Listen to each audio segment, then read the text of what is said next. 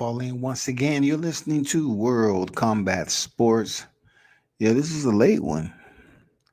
This is nothing that's true that's too serious. Apart from what's been going on behind the scenes, it is an effort for which I want to speak on when it comes to this delusional YTBC community. And you're probably saying, damn, World Combat Sports keep on talking about how the YTBC isn't what it is. Especially the free smoke sessions. It's done. But listen, a lot of shit that's going on in the YTBC, bro, that people are not paying attention to. There's now, individuals that's out here that's being influenced to support certain fighters. They're being paid off. They're being gifted with certain type of benefits, whatever, to speak on specific fighters. Now, I'm not saying this is something new, but it's getting bad. It's getting bad to the point because, a specific fighter or fighters aren't receiving the press play from the mainstream. What better warehouse to start stocking up, your brand and getting people to talk about you than here in the motherfucking cesspool of YTBC? This is a perfect place where people are here to gain some type of revenue from what they do, but not everyone can. But if you are selected to be a part of something by the right person, you may receive monetary gain to, start being extremely biased, period. Extremely biased. You're going to see a lot more of that going on where you're going to say to yourself, like, why the fuck are so many of these people talking about the same shit? Not here on World Combat Sports. I have my own shit. I stand on my own square. But what I've been seeing lately, man, it's some ass kicking, cock swabbing type of shit that's going on around here. I mean, some panels that some channels I used to respect the shit out of, but they're being influenced to speak on things and cater to certain things, and they're letting it be known that they're willing to freaking break up friendships, just to talk about the bullshit. Now, what are some truths about the YTBC? Well, one truth is that it really doesn't exist. All right. Let me be the first to tell you that the YTBC acronym is just dumb. It just don't make any sense to even believe it is a solid resident in its own. It's just a place where you can just talk a lot of shit, do a lot of fucked up stuff. You know what I'm saying? Be rambunctious, belligerent, and just go around here and kick rocks just like you in a motherfucking playground. It's really nothing solid and what people take serious in this place. It's just a 4-letter acronym that maybe every now and then you'll find a boxing channel that's talking about something you like. Another truth is about this fake ass YTBC is that it has a lot of snitches and rats in it. Those snitches and rats may indeed be going back and forth to different channels, playing double agent, playing both sides. They can be on somebody else's channel and listen to your channel at the same time and texting the other motherfucker. You got some grown ass man that's doing this shit. They up here stroking one another's balls while they're up here on somebody else's panel, listening to your shit and seeing you saying something about them so they can text them and let them know. Yeah. Like, this shit is hilarious, dog. Like, you actually have grown men who are paying more attention to gather information to snitch like rats do. And what does that do? All it is, they get in contact and let the individual know this is being said about this, if it's their channel. And then they just send some people over here to troll your channel. That's it. Or they try to come on your channel and act like, they mad at you for something when you haven't even really said anything fucked up on that live. But yet they want to, try to get you to talk about something that was told to them. Yes, a lot of that bullshit going on, man. It's another fucked up truth about the YTBC is that cats are communicating, right? They're communicating false information and lies. What has it come to that one person can tell a lie and it's all of a sudden it's not even fact checked or nothing? You know what I'm saying? It should be fact checked. It's something out here that tells me I'm dealing with grown adults. If someone tells you a lie and you have question about it, just a little, just smidget of optimism, then that means you should do your due diligence and dig a little deeper. And that's that question. It's a lot of lying niggas in the YTBC. These motherfuckers lie to get other people to be on their side. And unfortunately, if you one of them cats to just jump over there and believe that person without asking, then I feel some type of way about who you are as a person. I have every right to do that. But for those of you that's tuned in, the YTBC has no canopy to it. There's no shelter in this YTBC. It's a lot of bullshit that goes on an everyday basis in this YTBC. You may get some boxing knowledge that you appreciate from certain individuals, but behind the scenes is so much freaking corruption. This motherfucking channels being paid to promote certain fighters. You have a lot of shit that's going on from the UK over here that they're freaking how would I say influencing channels with certain benefits so they can talk about UK fighters. Oh yeah, same shit I said years ago. They have motherfuckers that's getting involved with people's personal lives. You have individuals that's not really trying to see your channel grow, but these will be the same motherfuckers that report your shit. They'll look at your whole entire video and hopefully you put some up they can report. You have some motherfuckers that'll report your shit and they don't have anything to report. They just do it.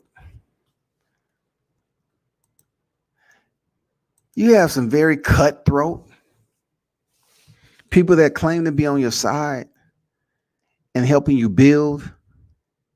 They really in it for opportunists. You know what I'm saying? People see you out here growing, right? I mean, out here grinding, right, in the trenches. And then, they really don't fuck with you like that, right? L file player, haven't seen you in a minute, man. What's good with you? Um, this is a perfect example. Like when I was out this weekend,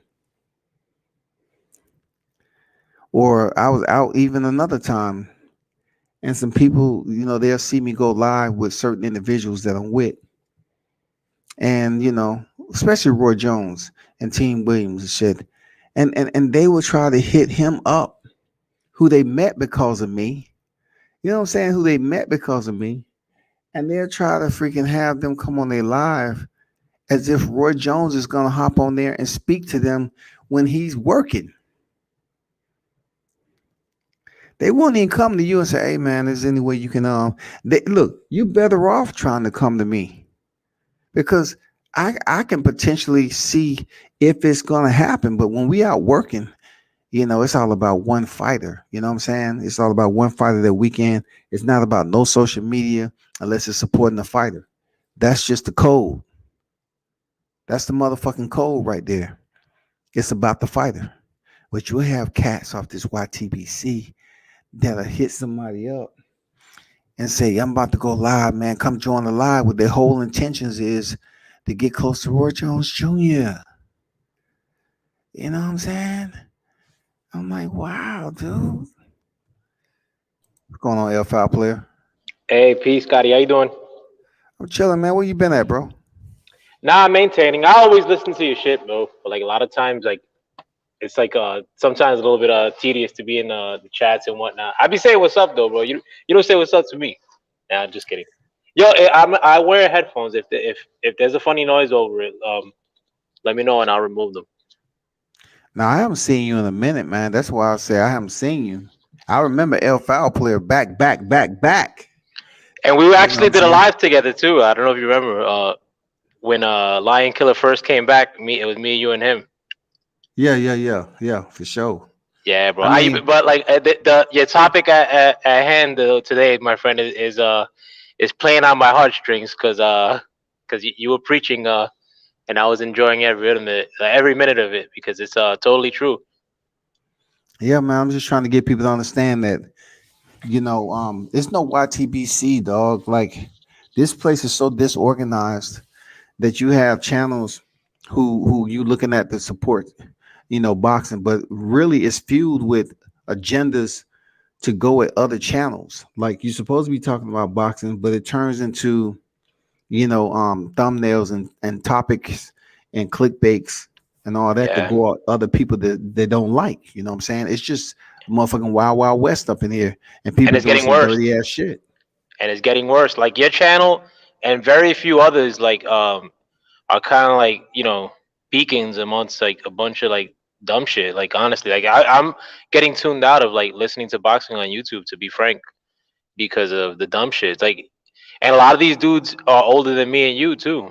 I mean, and we're old. Like you know, not to date ourselves, but like a lot of these dudes, they do act like they just want to be part of some sort of like the outskirts of an entourage or just like young dude stuff. Like I don't know. Like it's becoming completely disenfranchised of it. No pressure on boxers to like take on good fights. It's just and it is a lot of clickbait too. I hate any sort of clickbait. Like you don't gotta get me to your channel like with false advertisement, but most of it's Yeah, I feel clickbait. you on that. Yep, I feel you on that. I just, man, I peeped this out that like you said, it's getting worse, right? And the reason why it's getting worse because you have so many people believing that they're going to be number one at this. You know what I'm saying? It's just the depth of knowledge per channel is different. Like it's some people that go in depth on their certain certain type of spreadsheet when it comes to boxing, and then there's certain individuals just talk about boxing. I don't break shit down by spreadsheet and videos all the time. I could, but it's other shit I study as far as boxing.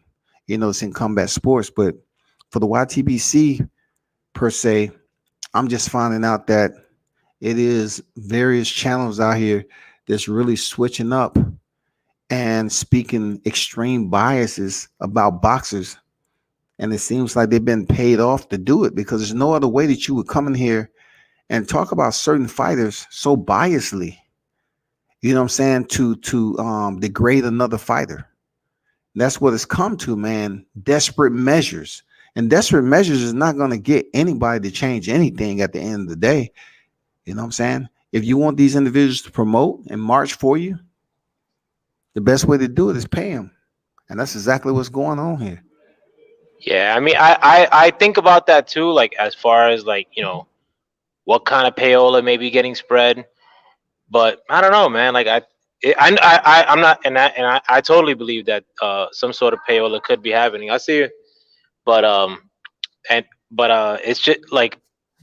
it's just creating rifts. Like boxing, like a good match should be a rift, like not like the leading up to or like because these doesn't mean that like you like YTBC is like becoming like more fractionalized now, but we're not getting better fights because of becoming more fractionalized. It's just getting more like drama videos because it's becoming more fractionalized and like less fights. And there you go. That's what I mean. It's so dramatic for the wrong reason. Like I could see it was dramatic if we was having fighters on here and you actually had more than one fighter on the panel at a time. And these are two fighters that's potentially will fight each other and they giving the audience everything like, they're talking back and forth, trash talking, verbal sparring, or they just talking about, I appreciate being able to step in the ring with so and so and give us firsthand look. But really, I think boxers in general, they're getting the word not to really pull up to this YTBC like that because it doesn't exist. If you invite a boxer to your panel and you start talking about miscellaneous other stuff, or a boxer they don't like, or talk about someone in their division that they haven't faced yet, and then all of a sudden, links are being dropped, and then that fighter shows up or somebody from his camp because you had something negative to say. This is what these hosts are doing. I just seen it 2 days ago. I say these hosts are just dropping links behind the scene, man, having motherfuckers pull up on the panel, and you're not even warning your guest. I just think that's so fucked up, man. Like, you're gonna have fighters not even want to come over here and just give us that little time that we asking for. Yeah, I mean, and it could be a good thing. I mean, like, but I mean, I when I first started listening to YouTube boxing, I thought it was like the shit.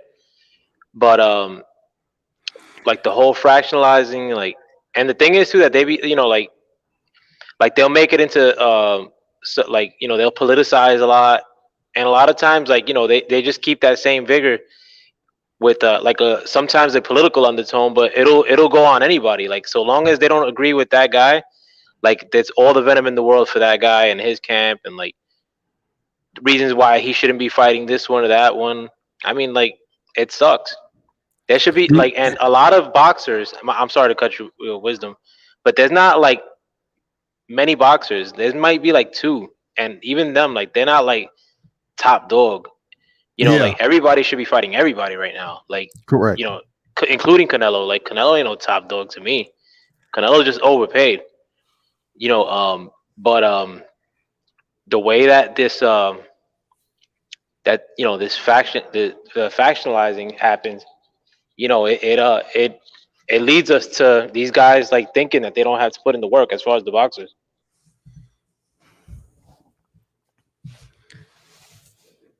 Why you think so many fighters? I mean, so many people on this YTBC shit say they support boxing, but yet all they do mostly in the videos is call fighters bums and shit. And, treat them like they don't even know they're covering the sport of boxing, but yet they really don't have anything positive to say about the collective group of boxers. They're bums here, bums there. Like, damn, why are we covering the sport then? If it's always gonna be some type of controversial topic that this boxer ain't doing this, the other one is. But I mean, I think I hear more boxers being dogged out on here than anything. Yeah, they do. I mean, and I'm not gonna like front like and say that I haven't partaken in, like, talking bad about a fighter. L Power Player say, I know I've been in the live chat talking shit. Yeah, no, not so much in the chat, like in my video with my whole 90 subs, like, but at the end of the day, admittedly, I'm a non-factor, like, as far as, like, a creator goes.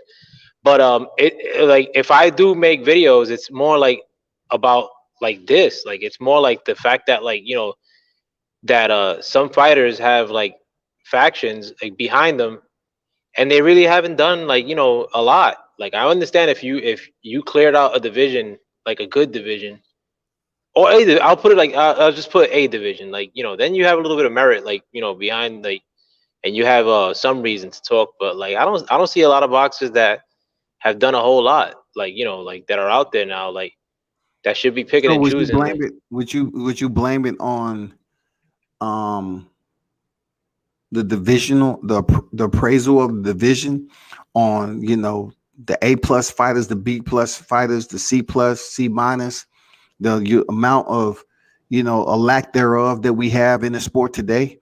I mean, because you can look at it like, as big as boxing is, and we have thousands of fighters who participate in boxing, we only talk about a small collective group, really, a small handful of fighters that we talk about all the time. But it's many fighters that's out there. But if we put certain fighters on a thumbnail, some of these individuals won't even tune in. They won't even give it a chance. They say, man, that's not even interesting. A fight I won't even talk about. Why are they talking about that fighter? But you know, It's true. I mean, like, with like well, two things as far as that goes. Like one, like I think like sometimes like maybe they just don't get around to it. Like with like fighters that like more like on the come up. Maybe that could be something that could be done like in kind of like this format, like a live stream, like where you have like just more like time. But two, a lot of these guys don't know boxing, man. Like like a lot of like I listened to a channel this morning today out of boredom because I was waiting for the post office to call me back, and it was going on for like an hour and 40 minutes, and Mm. 2/3 of it had nothing to do with boxing. Like like I mean, like they were just going like delaying like shout outs like to people in the chat. Like you could just tell he was like looking for filler, like just time to burn. And that person knows boxing, like honestly, like but I think they don't want to get into a pitfall of like of God forbid, like I don't know. It just seemed like he was pumping more sensationalism than he was like boxing talk. Yeah, I see that. I see certain people. Look, I don't knock them for how they intro their lives and how they communicate to their guests. I don't really get into that because everybody's different, and some people they have those live followers who give them donations and build their channel up to ungodly numbers, right? But the conversations that they have for that chat supposed to be a boxing channel. It end up like you said, it's speaking about general topics, and then it may get off on something that's not even on boxing. I know they try to. I know in some way, shape, or form, you have to mix it up a little bit. You have to come up with some topics of discussion to make it interesting. But you should be able to do that with just being creative with your dialogue when it comes to boxing. That's my opinion. Like if you are creative with your dialogue when it comes to boxing, you don't have to really venture off heavy on something negative. You know what I'm saying? No, Just I talking agree. about shit that happened in real life or something. And I mean, it's a lot in boxing to talk about, but you don't have to just like, okay, I'm gonna take a little break from boxing, and then I'm gonna talk about who was murdered today, or you know, so and so was doing this last week, and they're accusing him of sexual assault, and then everybody's like, oh, I hate, it's just some weird shit to be going on down here, man. That people be getting into a fit, a, a full blown argument, man, with multiple people. I even did, include the free smoke shit in this. I think free smoke is very dumb. It does nothing but allows men to yell at one another and, jack off their emotions. That's all. It really doesn't really apply to boxing in general. It's just a bunch of bullshit, in my opinion. Yeah, I agree. I agree with both points. And again, like I don't like to get into the crux of like me criticizing someone's channel. Like I hope it didn't come off like that, or like Oh no, man, you especially didn't say nobody's channel. It's yeah, all good. or especially money making. But the video that I did tune into today was like dissing like the possibility. And maybe I'll give it away as to who I'm talking about, but I'm not gonna say his name. But the possibility of Bud fighting Manny Pacquiao, and they were like Mm. downplaying it. But then like the same person, I've heard him like really hyping up the possibility, like maybe a month ago, if that, of Errol Correct. Spence, yeah, of Errol Spence fighting Pacquiao. Like Mm-hmm. man, like come on, bro, like and nobody like calls it out. I'm like like, and that's the thing too, like with the like a lot of the culture, like I mean, or the not the culture, like the groupings, like nobody calls out anybody's like bullshit, like and I've gotten a lot of flack for like even having like small time like disagreements like within chats, like, and they've called me nasty stuff too, like not I'm not butthurt about it, but they're like, oh, all these Latin dudes like trying to tell, like, oh, I'm like, yo, my man, like, come on, like, it ain't even that kind of party. I'm not saying nothing like divisive or like I don't got a venue to critique on, like on a public format, YouTube, like not it's not a dick riding fest. I'm not gonna hop in there like just to blend into the crowd, like especially if I don't agree with it. I agree. I agree with you saying, man. I look at it. like this. When it gets to two fighters that are on the high level, it seems with certain areas of this facade of the YTBC, they will pick one fighter. And just like you just said, they pick that one fighter, they boost them up, and everybody around them, if they fight them, is good for that fighter. This is what they can get for fighting this person, that person, and the other. It's all benefiting that fighter because that's the one that they're embracing, and that's the one that they're supporting hard, right? They're rocking with hard. But the other fighter that also a top tier fighter, they would sit up there and just run it in reverse. They would run this shit in reverse. Like everything that's good for the same fighter in their division and it's benefiting them in their career. They'll sit up here and say, well, so-and-so shouldn't be doing this right now. He don't rate this. He don't rate that. Possibility he might not win the fight. It's straight up extreme bias, man. It's just so obvious. It's evident. It's sickening. It's almost like a soap opera that's out. No, this is reality. This is fucking reality TV because this shit happens every day. It's always something new. It's always motherfuckers trying to pretend like they're not cock riding a fighter, but when you sell your soul out to basically be extremely biased on one fighter, yeah, you cock swabbing. That's exactly what you want. You cock swabbing. You are I, willing to do anything and everything for that one fighter, knowing that they're not the best. Seriously. And you yeah, sold your soul. that's You the sold answer. your That's the soul to do entourage that. factor. Like those are the kind of dudes that'll be happy just to be like in the back end of an entourage, like holding hats, like of like for a fighter. A lot of these cats I'm talking about, only a very few actually go to the fights, right? So now that potentially the live gates may be happening and all that, even when the live gates was happening, I didn't see a lot of these dudes that was at the fights in general. And I think a lot of people have been comfortable with doing this YouTube shit because it allows them just to sit in the comfort of their own home, come up with some shit to talk about, and then get on here and talk about it. But well as I do, controversy sells. And sometimes when a headline come out on this YTC shit that we can talk about, it's always a collective group of people who go against the grain and say dumb shit about it. They'll dog out a fighter. If we think this fighter makes sense, they'll find a way that it doesn't make sense, and the reason why. Facts. And it's just continuing rotation over and over again. Hey, what do you think about the free smoke sessions, man? Where people just go ahead and dog each other out and get That's what I personal? was gonna ask you.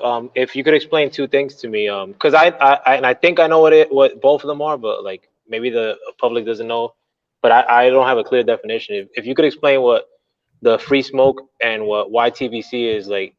I always thought YTBC was just another collective. Like when you say YTBC, you mean YouTube as a whole, like or the YouTube boxing community as a whole, or like what some people I mean, consider like. it's no YouTube boxing community to be honest, because it's really no conformity to call ourselves a community. It's not even enough unity that's cohesive enough, like stick together solid on a weekly basis to say this is a YouTube boxing community because you find out a lot of channels just talk about general subjects, right? They talk about anything and everything.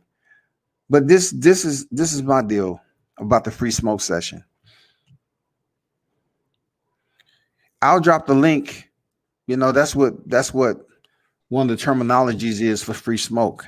And that is a chance for what my understanding is that people can get on here and open up about concerns they may have. It's never really to compliment anybody. It's never really to sit up here and have a dialogue with another adult that's healthy. It's just all out war and it's a debacle.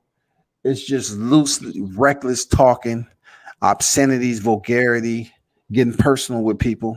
I know And what it you're talking about now. absolutely has nothing to do with fucking boxing.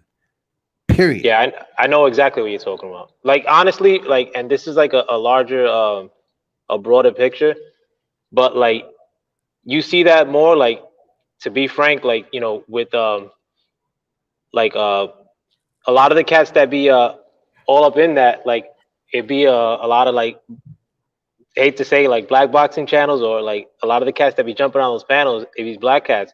And I hate everything that has to do with like battling, like battle rap, like dudes all up in your face, disrespecting, versus like we should, like, as a people, like we shouldn't have like everything be some sort of like war type rivalry. You know what I'm saying? Like with the battle rap stuff, like you see on, like, I don't watch that shit, but what I have seen is like dudes like way too close to your face, like talking. And I think now it's like coming to YouTube boxing. And like I heard like two of those, Scott, and like I was like, man, that's a big time turn off, because they're not like spitting any facts. It's like you leave, like, and those, it's just a bunch of insults and like saying like stuff about percentages, and it's a business. Like they'll be like, oh yeah, it's a business. I don't want to hear that shit. Like, It seems and like it cock seems riding. like it seems like if you show up to a free smoke session, the name itself isn't free because depending on what panel you on, they're freely open to freaking put you in the background and mute you. So that takes away the freedom. It's not free smoke. If by chance you get on there and you are going back and forth tit for tat with an individual, it can go on with that individual just saying the same thing. Most of these cats say the same thing over and over again to be disrespectful, just over and over again saying the same thing. That's You what know, I've if seen. if it's bitch ass nigga 100 times over, and really that doesn't affect a lot of people. But some people it does because they feel some type of way to respond and start yelling and screaming. But I'm saying to do it for 15, 30, 35 hour. I've seen more And ones than that. yeah, you going back and forth. But the one thing I found out in this YTBC shit with that free smoke is that you have grown ass men jumping on and laughing on small shit like co-signing on shit like little Yeah, kids. yeah, bro. Like they're little fucking kids. Like, dude, you grown as fuck. Why are you laughing at some dumb shit like that? And it's usually not about the fighter; it's about the individual that's on the panel. Like, that you want to be insulting them, or like hyping up somebody else that's insulting them. It's corny. You got to make a commitment to me, Scotty, now that you won't jump on one of these panels, regardless of how impassioned you are about the topic at hand. Because it's never about anything anyway. Nothing gets accomplished with the free smoke sessions. Oh no, I gotta hold my square on this, man, because I'm trying to dead it.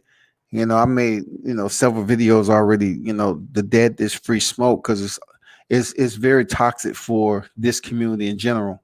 We should really start to trying to create different areas of boxing to talk about and have Q&A sessions on the boxing platform, and should, instead of letting certain people on there over and over again, like certain people that's known to troll, just let them on there and fuck up everything cause of chaos, argument. Joe B said you call them out and they just block you. Like, forget that. We know some people block if you're not talking about or agreeing with their topic. I've seen it. I've been one of those members has been blocked. I get it. But don't block me on some bullshit.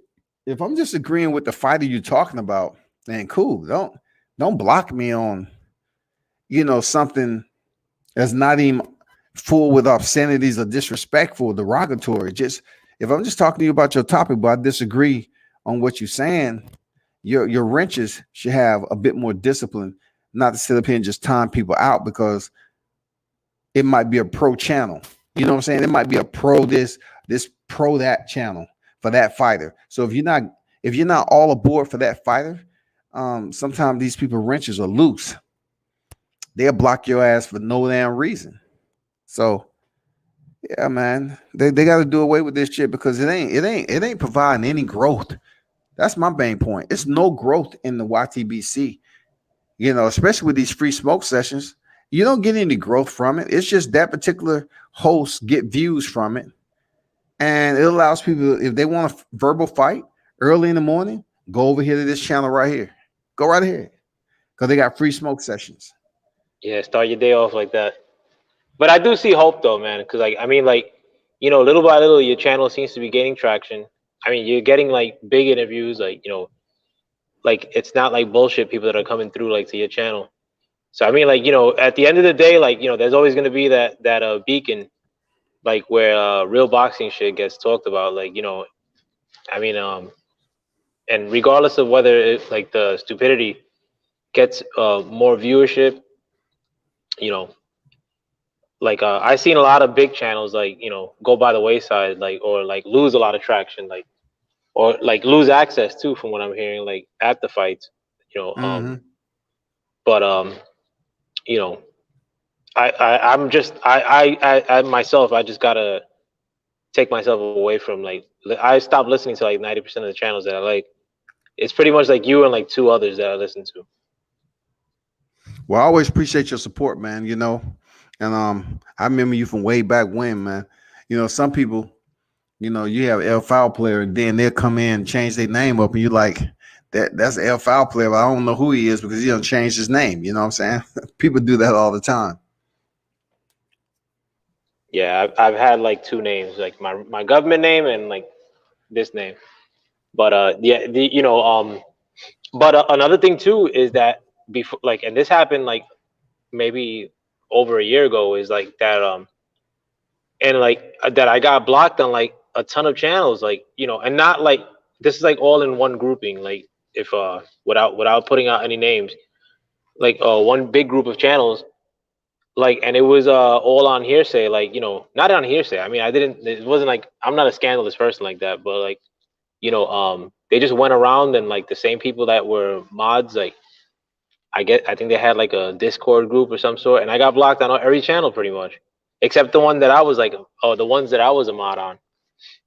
So it's very catty. And the stuff happens like even like when the streaming turns off, like with a lot of these like very fickle fans, like just very high schoolers, man.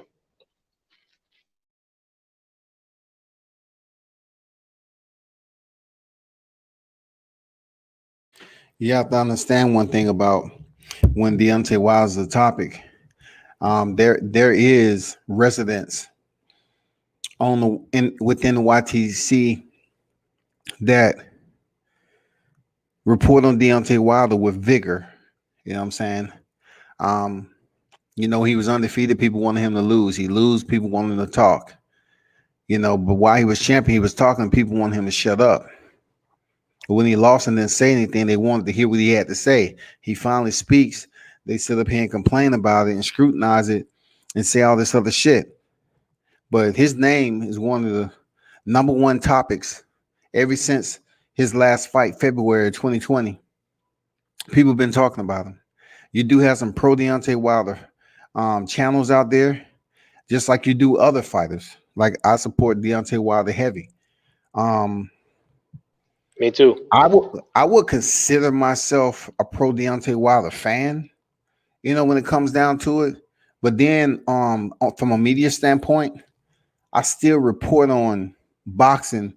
In a non-biased factor. People believe that you're not giving 100% of who you are as a person.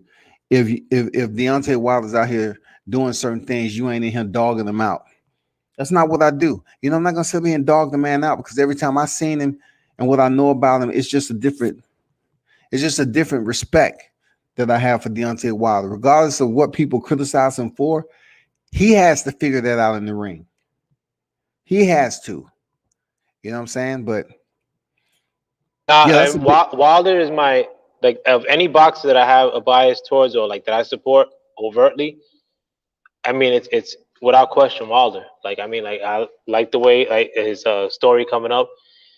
Um, was I like, and I've made videos like critiquing like the fact, like the whole like Wilder brilliant thing, or like the fact, but it doesn't mean that I have like you know lost love for him. Like he's a human being. You know what I'm saying? Like, but you know and I like a lot of the people that like there's like an industry like within the YouTube boxing where it's just a lot of hate for Wilder, and I've seen that like from it's almost on half a decade now.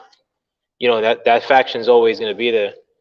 But but there's also like people that have gone like like a little bit over the top. Like when I've made videos about like saying stuff like that wasn't like pleasing about Wilder, I'm like, yo, like what do you want me to do? Like you know, but it's not because I don't have love for him. Teofimo Lopez is from my neighborhood. He's like a couple blocks over from my block pretty much. But if he does like something that I don't agree with, like what am I gonna do?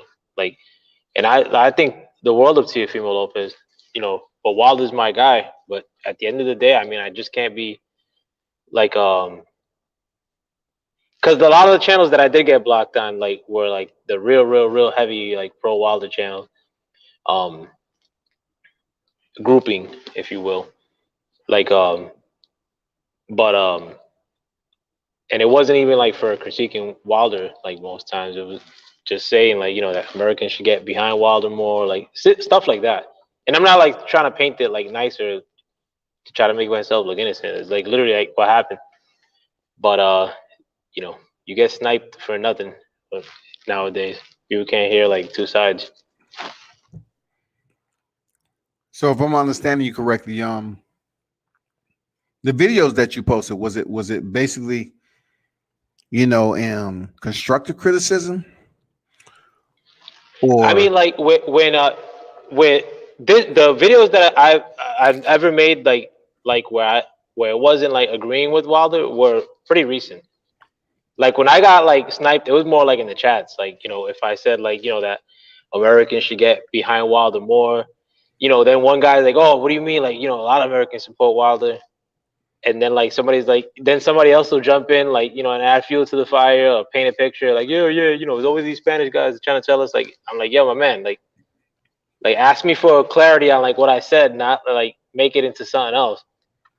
But my critiques of Wilder were more like recently, and it's not even like that, like where I'm like, oh, to hell with this guy. It was more like as far as like the story, like I didn't know where he was coming from, like with a lot of with the whole Breland thing. I didn't find that to be like entirely cool, but it wasn't like I was making these scathing videos about Wilder. It was more like I guess people like saved their ammo from back in the day and like probably were waiting on the time that I said one thing that wasn't pleasing about Wilder. Like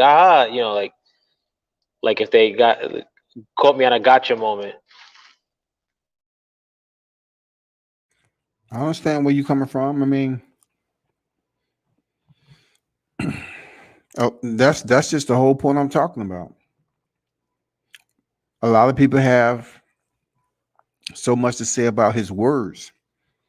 So, from what they assumed that he was talking about the uniform, he just kept quiet after the fight. Like I felt it was good for him to do, not really giving the public any type of ammunition to reload and shred his words and put it back out there with a hollow point tip on it, right? Then when he does finally come out, it's almost like they saying finally, because they was trying to say the man was clinically depressed, psychologically broken. He'll never fight again. And he comes out and talks to the YTC community and does an interview 78, and people are pissed. They mad because he didn't do it with anybody on the mainstream. And they have to understand the people on the mainstream is not going to keep Wilder on the air as long as he could if he was to stop in with 78 Sports or something with the LDBC. And a lot of people get mad because he stopped at the LDBC, but they've been fucking with Wilder for the longest. So Wilder's confidence is with them and loyalty, right? So I tell people, they will always come to a black channel and say something about them, that organization, that community. But I don't know entirely who the community is, but I don't knock Wilder at all for coming out and speaking who the fuck he wants to speak to. That's his choice. I mean, once he did speak, they went and ran with it. Now that he's out, people's like, they desperately want to be the one to get an interview with him. They do. They want to interview with the champ. but they set you at a point to believe that every boxer is going to look at your channel and hear what you've been saying about them in a bad way or a good way, and that's somehow going to draw them to it. It doesn't work for everybody like that. Some boxers are not going to fall for it. They're not going to gravitate to it. And some will. Some will pull up on you and talk with you. But for Wilder, I don't think it's going to happen, man. You know what I'm saying? I don't think he's going to be going from channel to channel. I think he's just going to stick to his day one cats that he rock with, and those who are going to be getting those interviews. Even when he get ready to fight this next fight, I think that's who he's going to get an interview to break the news about who he's fighting next, and then it's going to be on from there. People need to understand it. And you got to commend Wilder too. I mean, a lot of maybe what Tyson Fury and AJ combined, like Wilder will talk more dialogue in like one interview. Like he'll talk like for an hour, like and that's a good thing, you know. Like Hell the yeah. but and he, you know, he's very passionate. Like, and from what I hear, I mean, my cousin met Wilder, and Wilder was nothing like but a gentleman to him. You know, he met him in the street, like talked to him for a couple minutes. You know, and this is like not, you know, pretty recent Wilder when he was still like undefeated, like after the Fury fight. You know, like the other, you know, ancillary stuff. I mean, like nobody brings up any like thing. You know, like there's just like you can't like, you know, discount the fact that there's like that very very vicious anti Wilder sentiment. Actually, there's always been a bit element of anti-American black fighter sentiment, even here in America. But you know, we already know. You kind of like see him coming from a mile away now, like because it's, you know, if you listen to YouTube boxing for any time. But I mean, you know, it is what it is. But I still support Wilder. Like I'll say any video I talk about Wilder, whether good or bad, and I don't talk bad about Wilder in like a lot of videos, like. But I'll always like say that he's, you know, my guy. That's my favorite fighter. Hey, it's run flats when it comes to racism over here. They bring up these racist topics, and they try to make Wilder in the equation as if it's a black versus brown or anything, a white. You know, they always they was pushing a situation, and that storm was heavy, and that's not even the case, man. Like it's not even like that. You know, you just can't say, well, since certain individuals talking heavy about Wilder, you know, it should be individuals in the chat calling monkeys and everything else. To a mature black person, that doesn't offend me if it's non-physical energy. But if we face to face somewhere and you say some racist stuff like that, then it may be a different type of response. But on this YTC shit, you have people that can create accounts and instigate or inject, you know, racist remarks in there, you know, and really build up a lot of hate to certain channels they don't like. So I think they should just project that towards the channel they don't like, but don't try to spread it around like it's contagious. Like, you know, don't fuck with Wilder. You know, he fired Mark Breland. He ain't shit as a person. Mark Breland was this, that, and the other. And I'm saying to myself, you know, motherfuckers, y'all the opportunists. Y'all didn't like the motherfucking team in the begin with. So what we know about this fake ass YTBC community, they get together in cliques and they start creating these narratives. And the one agenda that came out was to act like they actually gave a fuck about Mark Breland. And then come out here, I seen his son on several platforms, which I didn't think was smart at all. You're gonna have your teenage son on the platform to vouch for you for what? Because he don't know the entire story that you and Wilder had. He can't sit up here and think that we're not gonna believe he's biased. Why give a fuck about Mark Breland getting fired when you was the same one saying Mark Breland shouldn't have been fired when Deontay Wilder was undefeated and you say he didn't have any boxing skills? You should have kept the same energy. And when you interviewed him, you should have asked his son, well, what were you talking about? What were you thinking when they said your dad should have been fired because, you know, Deontay Wilder don't have any boxing skills? That's when he was undefeated. What do you say to the people that say, well, why didn't he leave the team while he was undefeated if Deontay Wilder wasn't listening to him? If Deontay Wilder refused to give you his personal number and you had to run everything through JD's, if that's is all you saying there, Mark Breland, then hey, somebody should pop those questions to his son, not kiss his ass. I saw a lot of ass kissing out there. Y'all was kissing his son ass, boy. You know why? Because you wanted his son to go back and say, Daddy, come over to this channel and talk to him. They seem good. Because that's what it was, man. The son was just the middleman. But they really wanted the son to go back and tell the dad, come on here to this channel. It's going to be okay. That's what they wanted. They want the Mark Breland interview, but they got little Breland. Yeah, and I was on a panel, and like a lot of people were making it seem as if Britain wasn't privy to possibly being asked those questions.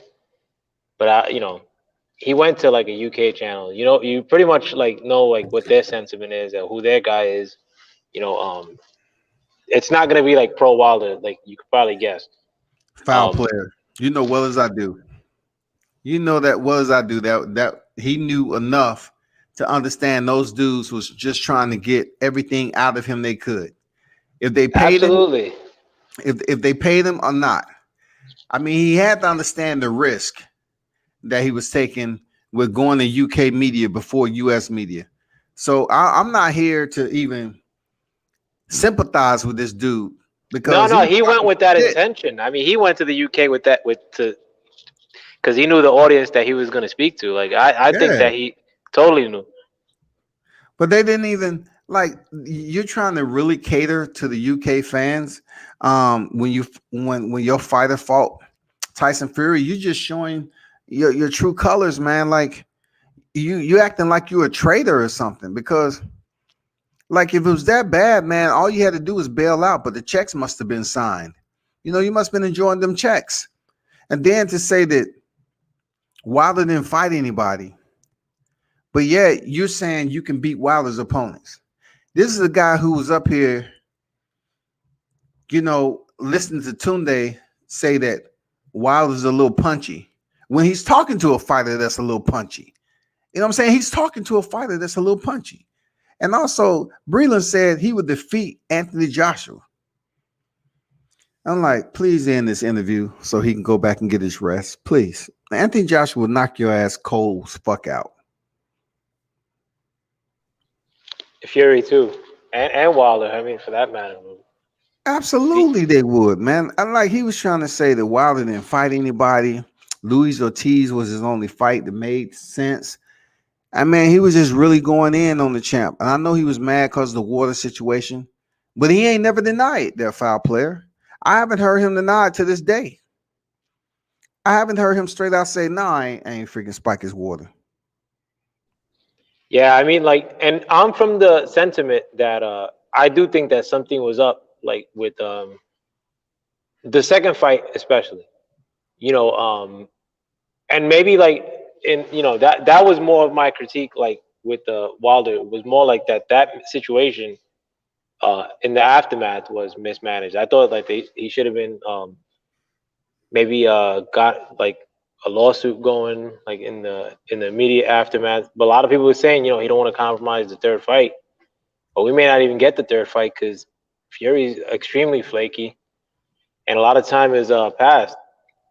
But I thought like with a situation like that where something illegal may have happened, I thought from the rip like that yeah, third fight would have been cool, but the main thing is like to try to get justice in that in a situation like that. And yeah, if it's a place to get justice, cool. But I would tell anybody that's a foul player, I would say, look, listen, there's no way you can investigate the water unless you have the original bottle that was used from that night, which is impossible. Second of all, the gloves are in another location in the ownership or possession of Sugar Hill in his home. And we really don't know if they did show up to confiscate the gloves. It's been so long from now. They could have freaking, basically enhanced the gloves back to their original condition. if it's manipulation in the padded area, or whatever the case. You have to do this stuff on the night of. That stuff have to be impounded on the night of, for real. And also, the A and B test.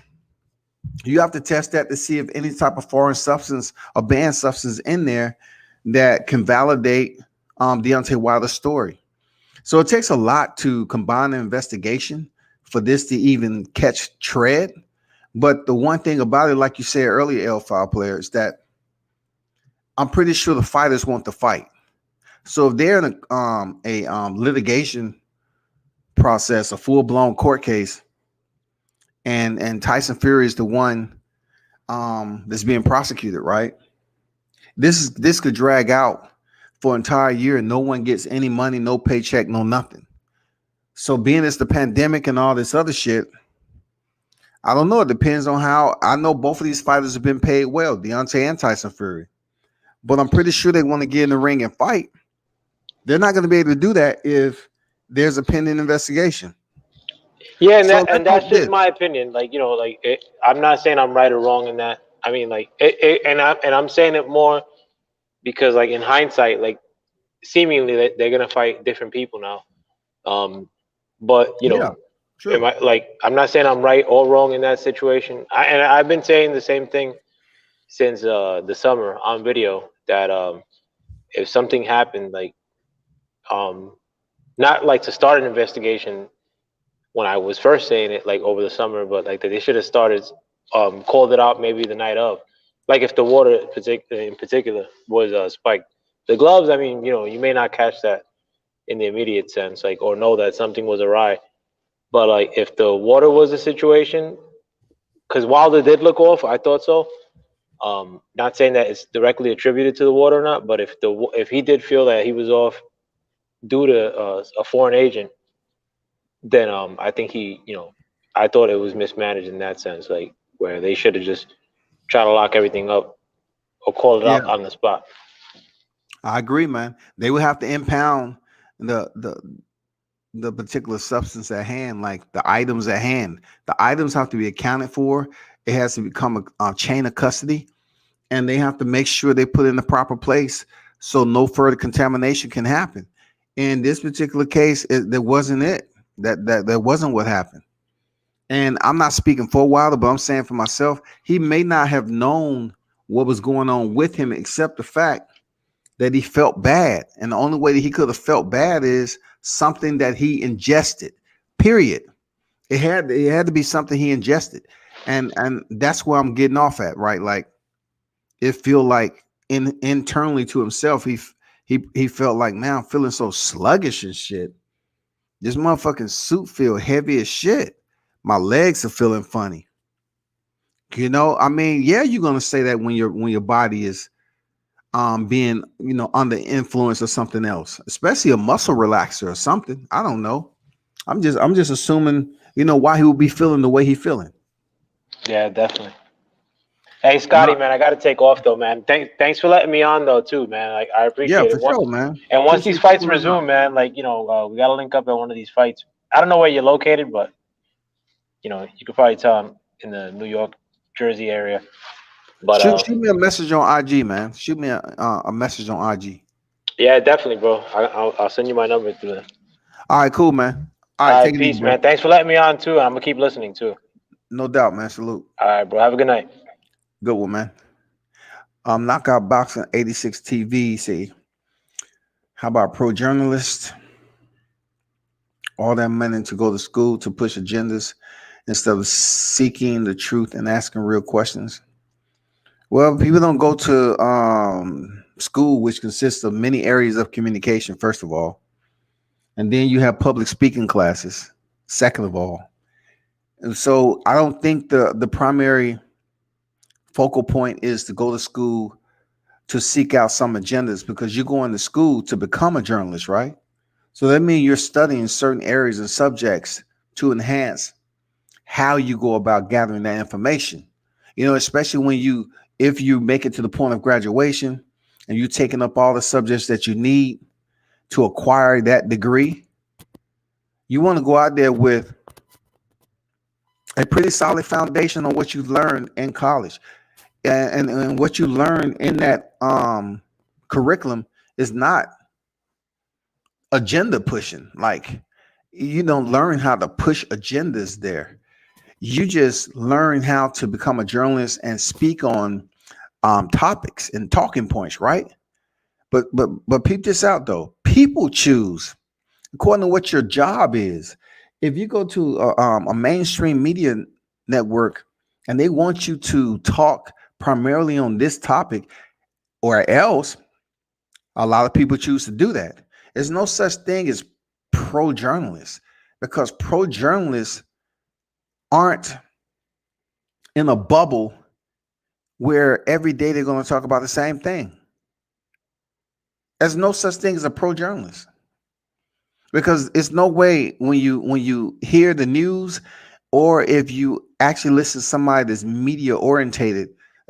Just see, for instance, in combat sports, you can't talk about the same fighter every day and expect a human being with a conscious mind, that's intelligent enough to say, you know what, this is getting old, this is getting repetitive, I'm out. I mean, decisions are made, people. Decisions are made if you're a journalist on what you choose to talk about. People have their own belief, if it's politics, if it's religion, if it's about the economy, if it's about freaking general topics, subjects, sports, you know what I'm saying, martial arts, eating, culinary, whatever, architecture. It can be anything.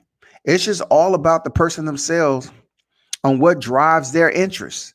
If it drives their interest to talk about architecture, then that's all you're going to hear them talk about. And they may talk about it in a way that they like certain type of houses, but you may not like a certain type of house like that. Even though you might be living in an apartment, you might be dropping comments in the live chat tomorrow. Man, I don't like ceilings. There's this and that and the other. I want them motherfuckers high so I can goddamn kick a football in there and it won't even hit the ceiling. I mean, not knowing that you really have to have some money to have off. But you get what I'm saying about this pro journalist. It's no such owl.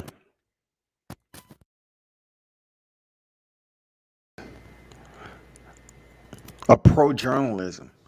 Journalism is just an outlet for people, voices, to speak on different topics at hand, current events, future and current events. That's it. Trick Note in the building. Salute, man. What is good? That's is what it's about in a nutshell. It's just on here. Boxing has a lot of faces to the game right now. We're in a community where if your channel is monetized, you can somehow make some monetary gain to it. We all know how that works. Some people can, some people don't.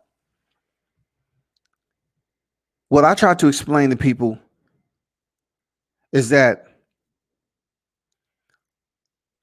there's a long ways to go with building up a unity and cohesiveness to what is called the YTBC. Right now, it's just one of those 4 letters that's floating around out here in the smokestack in the same area. It's almost like a SOS signal. There's really no way that you can say that, okay, who runs the YTBC? What is the engine to it? Is it anytime you can tune in that you can pretty much understand what's the topic? What is the weekly curriculum? What is the spreadsheet? What are we talking about that? What division are we speaking on? It's nothing. Everybody does their own thing individually. It allows you to gain an audience to listen to you. It allows you a free open platform to do that, right? But the ominous part of the YTBC is that YouTube has allowed people to create accounts on the pseudonyms, right? It allows you to be someone other than yourself under a fake account. So what it says is they're freely able to walk around, well, not walk around, visit other platforms and spread agitprop, whether the agitprop is biased towards another fighter, whether it be hate, you know what I'm saying, personal criticism, everything that you can believe. Or they can go over there and talk about, you know, spread hate, racism, anti this, anti that, pro this, pro that. It's highly possible for shit like that to go on because it has. And then you have any individuals linking up behind the scenes and attempting to come up with plans on how to disable another channel they may not like. You know what I'm saying? So these internal wars that's going on with the free smoke sessions, they're doing a lot of damage already to a community that's not really established. This community is almost like a trailer park. You want it to be beautiful, but everybody's parked in their own little place and doing what the fuck they want to do. And then you really don't have no boundaries to it. Real talk. I'm telling the truth. There's really no boundaries to it. Like, if you're expecting yourself some type of confidentiality, forget it.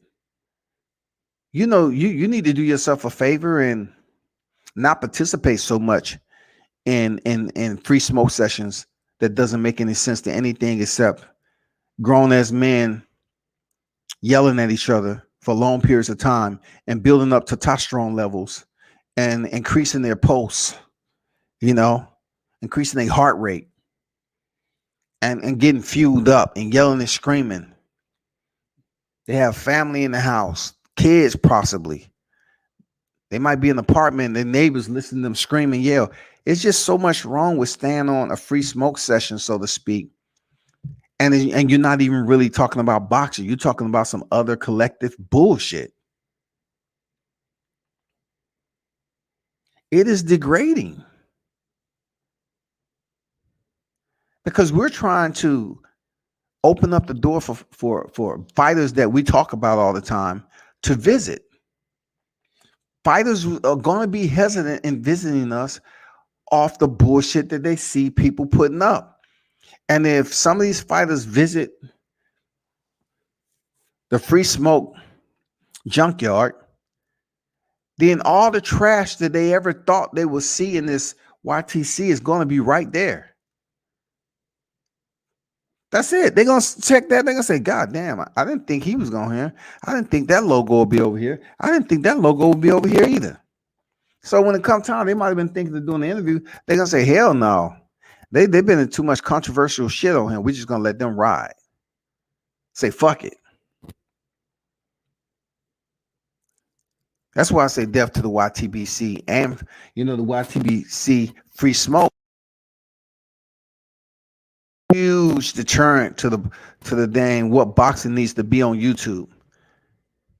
It's a huge deterrent. If you want a reality show of people to get together and yell and scream and send personal derogatory remarks toward one another, make micro videos on that individual, spend all that time doing homework on another individual to make videos because you're incompetent enough to make your own content. That's what it's boiling down to. That's what I'm trying to help people understand. You do a free smoke section, you do all this cussing, somebody take the clip, screen record, and then they take what they screen record and put it up on their site. Now somebody basically are looking at you in that light. They're looking at this person taking your information. Yeah, of course you can request for it to be taken down if you end up finding out who it is. But a lot of times people don't find out that their content is missing and out there on somebody else's platform until they go out here and do a recon mission. Because people are creating channels every day. That's just my take on the free smoke, because it just doesn't make any sense to me at all. Even though I've been on the free smoke session, it really wasn't for what you think. It was just the topic at hand. It was just there to see if it was going to be a different type of energy or productivity. Especially when Deontay Wilder's the subject. And it's not. It's the same people doing the same bullshit. So this is what I want to dead also. The Deontay Wilder fanboy shit. What I do know, the more I say it, the more somebody's going to try attempt to seem like it's relevant. Like they'll come up to you and make you on the panel and say, "Oh, you're a Deontay Wilder fanboy." That just goes to show me that you are simply a cockswabber yourself because you protect the fighter to no end, but then you'll get with a whole lot of other men and y'all both jack off to Deontay Wilder fanboy. Let's all jack off on each other. Yeah, that's about what happened. All I'm saying is y'all should get together in real life and go to a sauna and just go all nice and sweaty in there so y'all can really talk about what you want and make sure you go live too, so you can laugh it off. Because that's the way I see it. Just get together.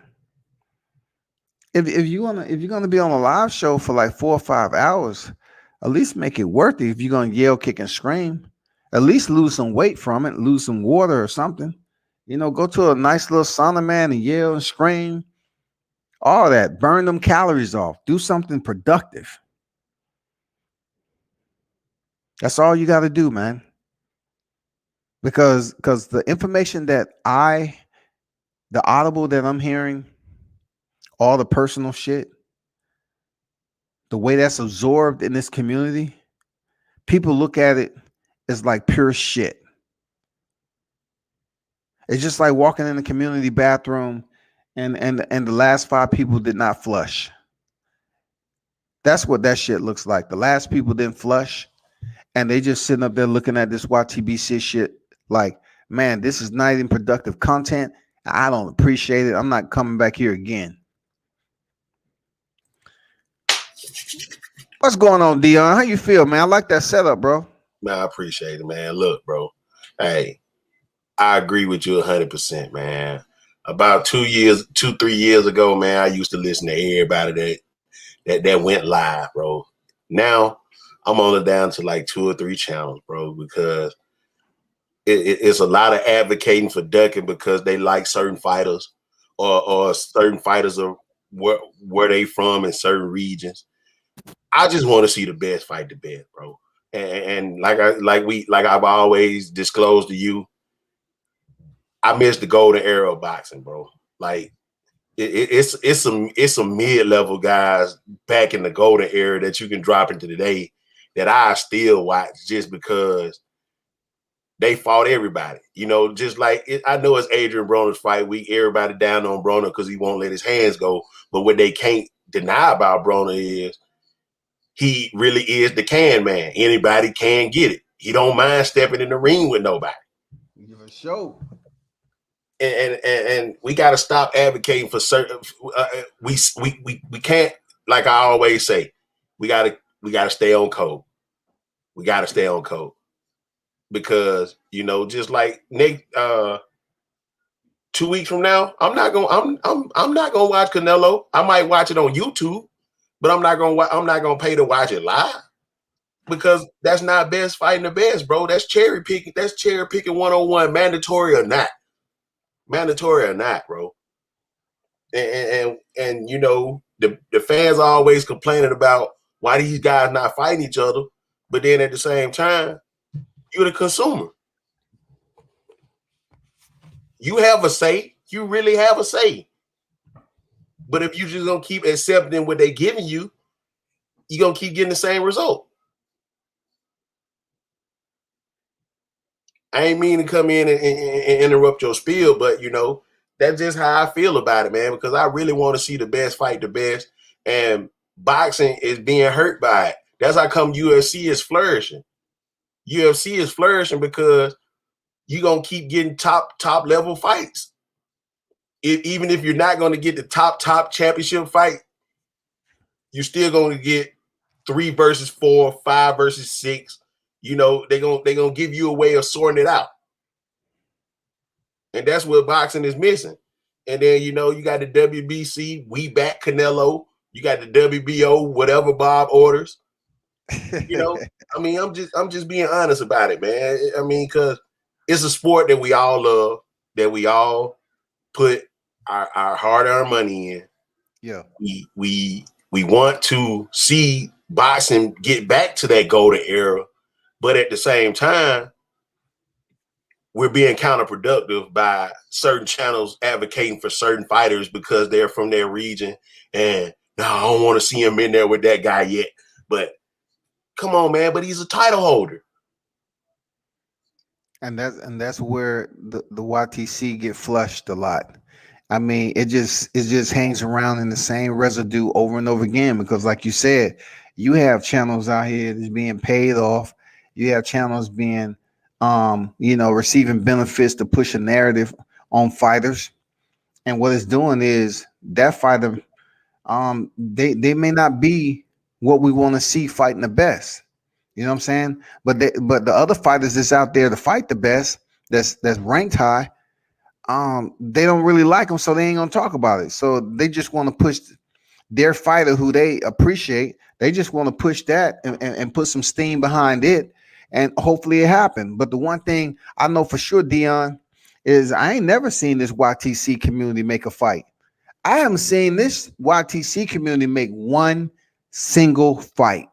I think the closest fight they came to making was that Gary Russell Jr. and Devin Haney, but it fell through. That was the closest one I think that it almost happened. But Well, it looked like it was close as far as yeah, all the the back and activity forth. rate of it. The activity rate was amazing. You know what I'm saying? The activity, the ongoing every day. Oh my God. Those several weeks, man, it was full energy, full blown energy on here. Gary Russell, brother John Page, Batman. Man, he was on here. Bill was on. I mean, everybody was just talking about it.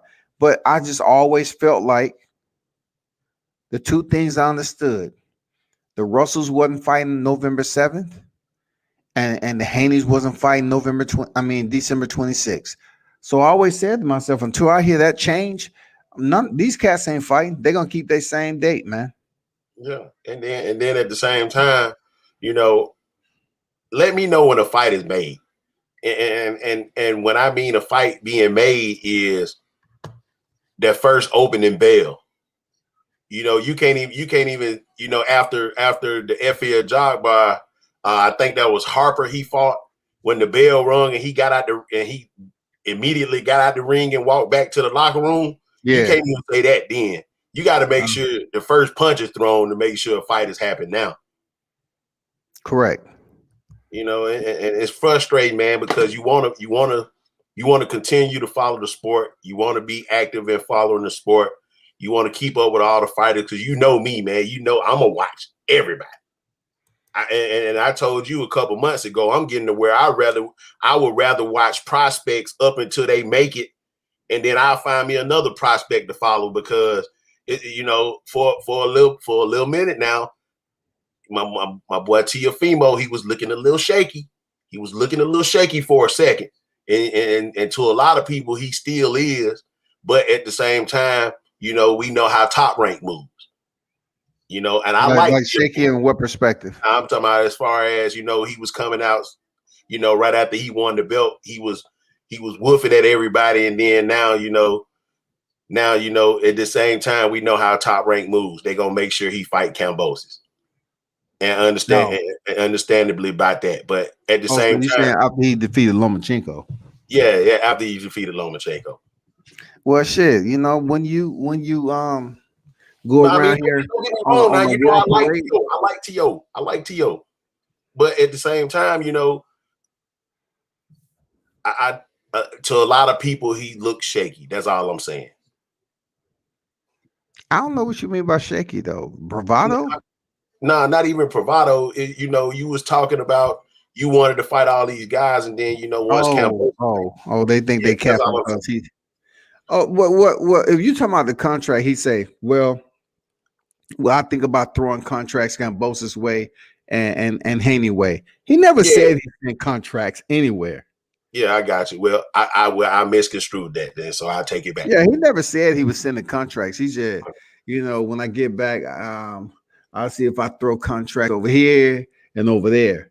But ultimately, when you do what he was able to do, you can make those calls right there, man. Like if he want to fight is mandatory, what's wrong with fighting is mandatory after he came off 3 tough fights. Yeah, I just tell yeah, people that, man. yeah. And now I agree with you because Nakatani was a tough fight. Komei was, he beat Komei to the punch. They both threw the same identical punch. He just beat him to the Yeah, punch, and it was yeah. a great lick. I can't take that away from him. And and he outclassed.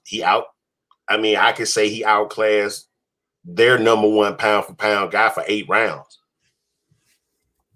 Mm-hmm. Because I'll be honest with you, if you really watch that Lomachenko fight and you give Lomachenko anything more than 4 rounds, you're Santa Claus. Hey, man, it was difficult for people to just have the same what's the word I'm trying to use? Have the same um sanity, so to speak, that you just had. Like that's your observation, and that's what you choose to come up with for the results. You know what I'm saying? It's not difficult. It doesn't take a formula. That's what you looked at in the fight, like a lot of people, and 7, 8. I mean, more so 8, 9, 10, 11, and then Teofimo locked it in 12. I mean, more people want to say he won some rounds between the first through the 7th. And Yeah. I'm saying to myself, you wish and wanted him to win a lot more rounds back then, but he wasn't doing shit to win. But if I was in Teofimo's position, Dion, I would be absolutely acting like him. If I came up your way and I had all those belts, first of all, I'd probably pull up to your house fucked up. I ain't gonna lie. I said, man, let's go get something to eat, man. I'm fucked up. I need some on my stomach, man. I gotta go eat, man. Let's go. But you want to take some pictures with these belts, man? We're good. I would have been damn enjoying life, man, because he earned that shit. And the reason why I appreciate it so much is that his pops was saying it. Way back when his pops was saying it, man. How do you say that about a fighter that don't even have, but 12 fights, man? Okay, my son's gonna be world champion by his 15th fight. And people up here like, man, that dude got a big mouth. This remind me of Danny Garcia's father, Angel, this, that, and the other. No, I say, man, he's different, dog. That dude is different. Yeah. And I really like T.O., man. It's just I'm of the mindset, I heard 78 say it. I'm gonna give him his credit because I don't want to feel like I'm taking nobody's credit. And I don't want to, and I'm sorry if I drop another channel name on your platform, and I'm sorry about that. I really think these titles, I really think it should be an undisputed every 4 years. It really should be a undisputed at every weight class every 4 years, man. Because if we just gonna keep settling for the bet, missing out on best fighting the best, what are we continuously patronizing the sport for? We're not getting the best fighting the best, because there's no reason Canelo and Charlo shouldn't have fought yet. It's no reason why, all these fights can't be made. And then at the same time, by the time they're made, they're past the hot point. So let me ask you a big question, Dion. Within this YTBC, your typical bullshit community, what do you say about one situation that is almost like a rash in this community that has basically just been irritating or inflammatory to watch all the time? I mean, you can say the names of boxers, whatever. You don't really have to say the channel name. But what is one situation that you see all the time that's became inflammatory and it's just irritating to watch what's been going on in the YTBC? Wilder Fury. Yeah, man. Wilder Fury. And Shit is causing a war, huh? Yeah, I mean, Wilder Fury, man. Wilder Fury, because I was already exhausted with Wilder Joshua the 3 years that it went on. Man, you ain't never lied. The 3 years that Wilder Joshua went on, I was already exhausted. Then we get Wilder Fury, and then now you get the 12th round. Then after that, you get Jack Reese coming out quoting, "I did what was in the best interest of boxing." Then it carries on into the second fight. Then the second fight happens. Then the fallout of everything with the second fight. Then now Fury trying to wiggle his way out of the third fight onto the arbitration, onto all the finger pointing on both sides. You know, it's exhausting, man. And at the same time, what guys got to realize too, man, you can miss the high point, man. You can miss the high point. You know, and a lot of people still criticize Don King and everything, but like I said on, I think it was the last stream or the stream before, Don King put on a $12 pay-per-view with Stavern and Trevor Bryant.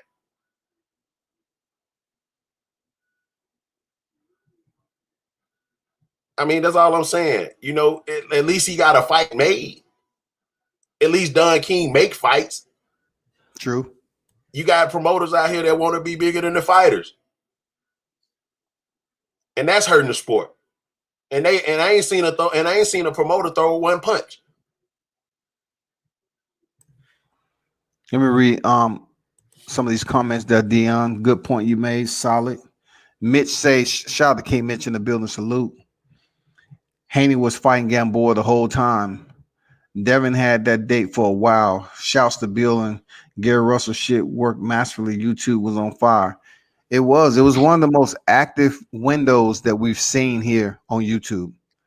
And I even said countless times before, even though we disagree on the way I feel about him and his son, he did do a commendable push, putting in all those mad hours on here with Batman and Gary Russell and all that. So they got publicity, but it didn't last long after it was gone. Once Devin Haney fought, it was a wrap. Like, I don't see the look. I want to see the continuance. If you're gonna put in that much, and I need more momentum than that. I need shit to keep on popping. Like the way y'all was on here and the views and everything, the channels that benefited from it.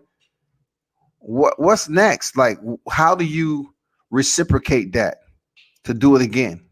It's gonna be difficult, man. T.O. did at one point say he sent the contract to Haney. It was clear lie.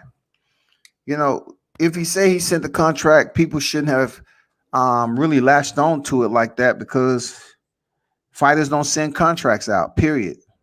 And they should stop latching on the words of fighters because they say they send the contract somewhere. It's just damn banter, man. It's just BS banter that they doing. You give Loma 5 rounds. You giving the Dion. You Santa Claus then, King Mitch. The best of fighting the best of fighting each other at 115. Yeah, I could say at 118 too. At 118 too. Except the only thing at 118, I want to see how long Bob is gonna let Anui duck Rigondeaux or Gary Antonio. I want to see that. I want to see how long he's gonna let Anui duck Rigondeaux or Gary Antonio. Yeah, because it's amazing that little brother, but he's in the bantamweight division. Antoine sitting at 140. You know what I'm saying? And then you got Gary Russell at 126. It's just crazy, man. They all different ages. Yeah. The best have been fighting each other at 154 for some time. Super welterweight division is more competitive. Speaking about that, Dion, that comment right there. What do you think Jamel Charlo's going to do if he's able to unify successfully with the entire division for undisputed with Castano? Should he defend? Because he's going to have some mandatory somewhere. Should he stay there and defend the undisputed crown? And it's time for me to move up to 60. I think it's gonna be time for him to move up to 60 because you got to look at the guys who are currently mandatories in under those belts. Okay, you got Iris Landry Lara, that is right up under him, WBA, and then you got some unknown guy in IBF, unless Tim Zoo jumps up to number one. He's currently 3 in IBF, or they work it out between Jared Hurd and somebody like that.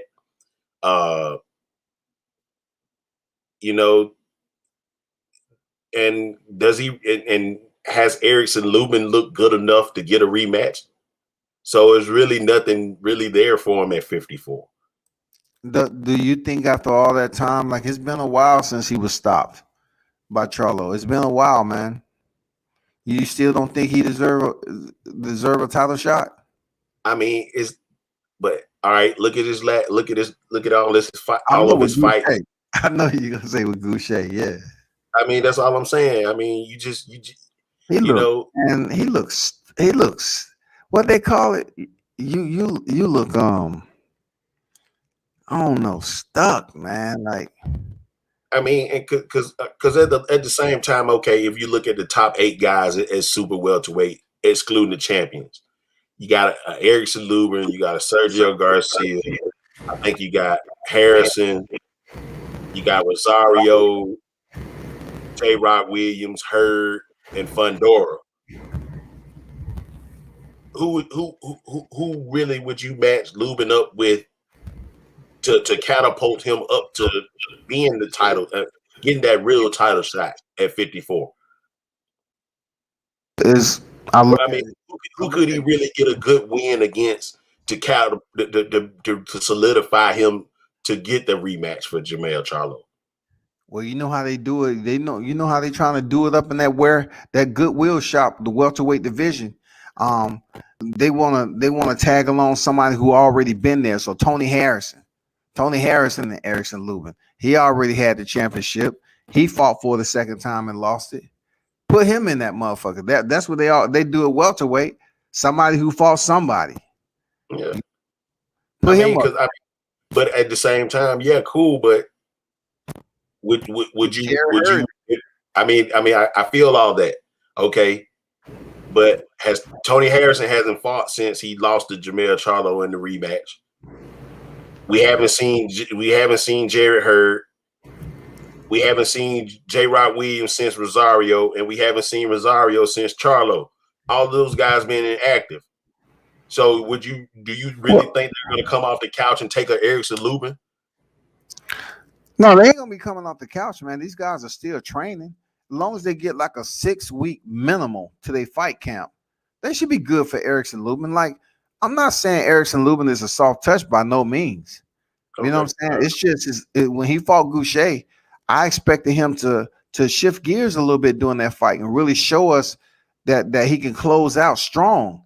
But when he did really open up, he got caught. Like, he was actually wobbled in that fight. And I just thought, damn, with the lack of output that you had early in the fight, we should have seen you with fireworks closing out this motherfucker. But he fought a safe fight. A safe fight, man. Yeah, man. It's just frustrating, though, World Combat, man. And you want the best for the sport, man, but the sport has to want the best for itself as well. Let me read some of these right quick. Go ahead. My man L Dub dropping a whole lot of heat up in there, man. Yeah, I've been looking at him. L Dub said Laura's moving to 160. Cool K, number 2 in the IBF. Charlo versus Harrison 3, still a big fight. I agree with that. I mean, if the Charlos wants to give him a rematch, they don't want to give somebody they have beef with a rematch. Goucher fighting Jamonte Clark on March 13th. And I'm going to tell you, man, I'm going for Jamonte Clark all day, every day. Yeah. He's the one that really beat Sebastian Fundora. Believe that draw was Yeah. just to keep Sebastian Fundora undefeated streak because they're trying to push him hard, man. Mitch said Jamel should become undisputed and defend once against Lubin and move up. Lubin will be easy work. Fundora is there. Zoo would be a good match as well. Tim Zoo, man. Tim Zoo is moving fast, man. What do you think about what Mitch just mentioned? Yeah, man. I like Tim Zoo, man. I love what he did versus Horn. I'm looking forward to seeing what he's doing upcoming. I just want to get these. I want to get these good competitive fights, man. And at the same time, I know guys want to make sure that they're financially taken care of. But at the same time, guys, man, stop using the pandemic as an excuse, though. I mean, I know we want crowds at these fights and everything, but we just had almost an undisputed fight during the pandemic. We've gotten a whole lot of other good fights during the pandemic, man. I mean, What almost undisputed you talking about? man, almost Hey undisputed. Dion, you must stop throwing shade on my boy Tio. I mean, It's well, it's 1 o'clock in the morning. You trying to throw shade on my boy Tio. no, I ain't trying to throw shade, bro. It's just number one, there's too many belts in boxing. Yeah. Number one. And email champion or not, I ain't no not shouty. well, I mean, no, I'm gonna stay on code.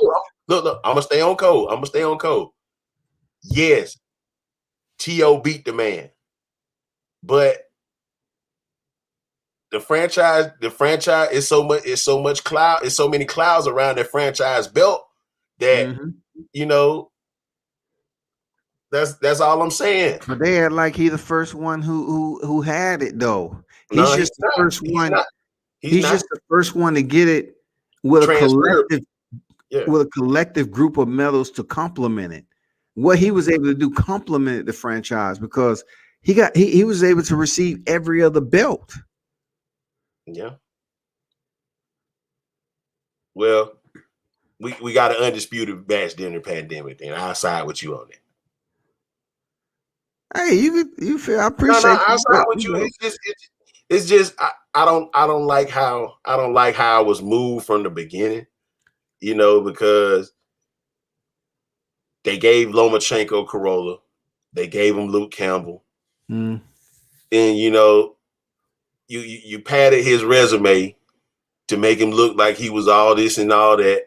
When the eye test, what we know, the best thing on his resume was still Rigondeaux, a man that came up from 22, that needed a fight and dared to be great. Yeah, unfortunately, he was just too small for the task. That was it. And he hurt his hand. So I pretty much give Rigondeaux the benefit of the doubt. You had 2 double Olympians. You know what I'm saying? I mean, it was a lot going into that fight. It just didn't pan out at all. And for Lomachenko to celebrate the way he did, I was like, "Fuck you, man! You ain't did shit yet." A57. What you think about this dude, Dion? He said Lubin versus Belanga. Now these two guys have sparred before. It's out there. It was a long time ago though. Yeah, that's a 14-pound difference though, bro. Yeah, it is. That's what I'm saying. And see, I didn't get a chance to talk about this, but people need to understand what weight class Belanga is in. Do y'all understand what weight class Belanga is in? Come on, man. That dude, he's gonna get his shot, man. Don't rush him into something that messes up him mentally and blemishes his career. You need to understand what weight class he's in. Who would you like to see Belanga fight anyway, man?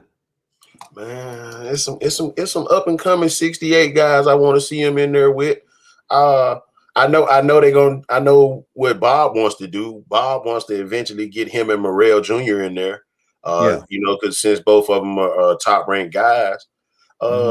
But at the same time, you know, it's the top ranked weight. They don't have enough 68 pound guys to make it interesting.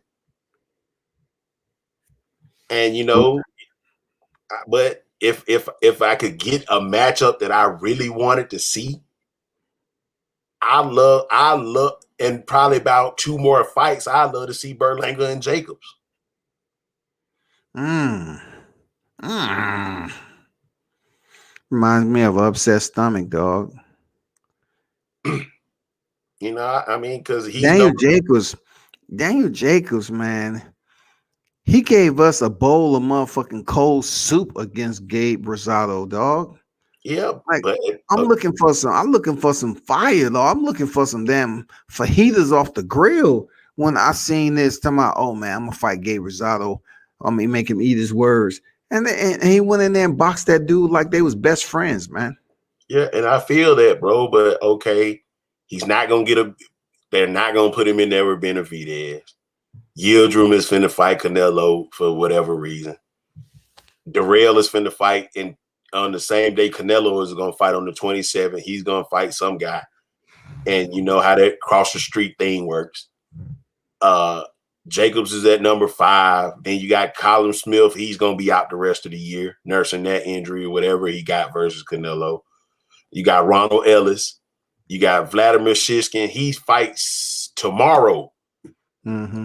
Vladimir Shishkin, they fight tomorrow on Showbox. If you guys haven't seen the schedule, you got a Showbox card tomorrow on Wednesday night. I don't want to see him in there with no David Lemieux. I don't want to see him in there with no Spike O'Sullivan. You know, at least if you're going to try and name brand the guy, you got to find him somebody who you can actually get him in there with, and you know how top rank moves, how top rank moves. So he's not going to get a Plant. He's not going to get a Billy Joe Saunders, you know. So he's just in a division where Top Rank doesn't have enough fighters. The same situation like Bud. They don't have enough fighters for him. So they're going to eventually have to reach across the street to find someone for him.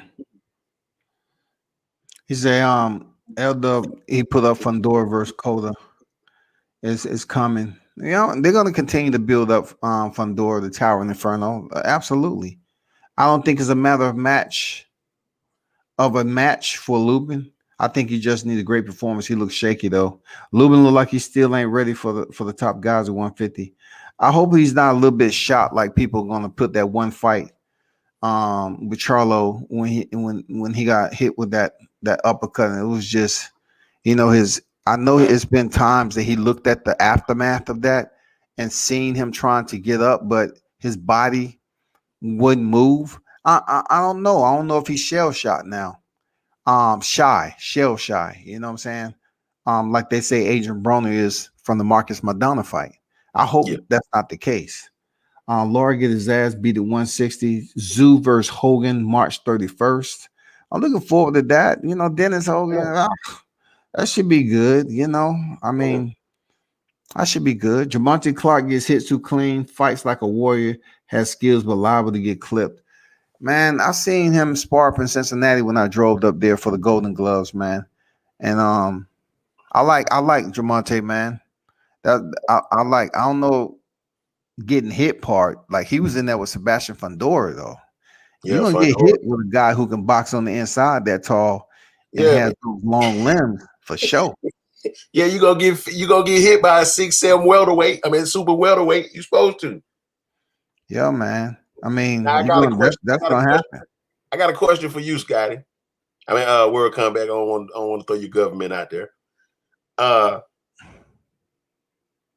Why do you think that Kronk Gym guys won't openly bring Mark Breland back since he's unemployed right now?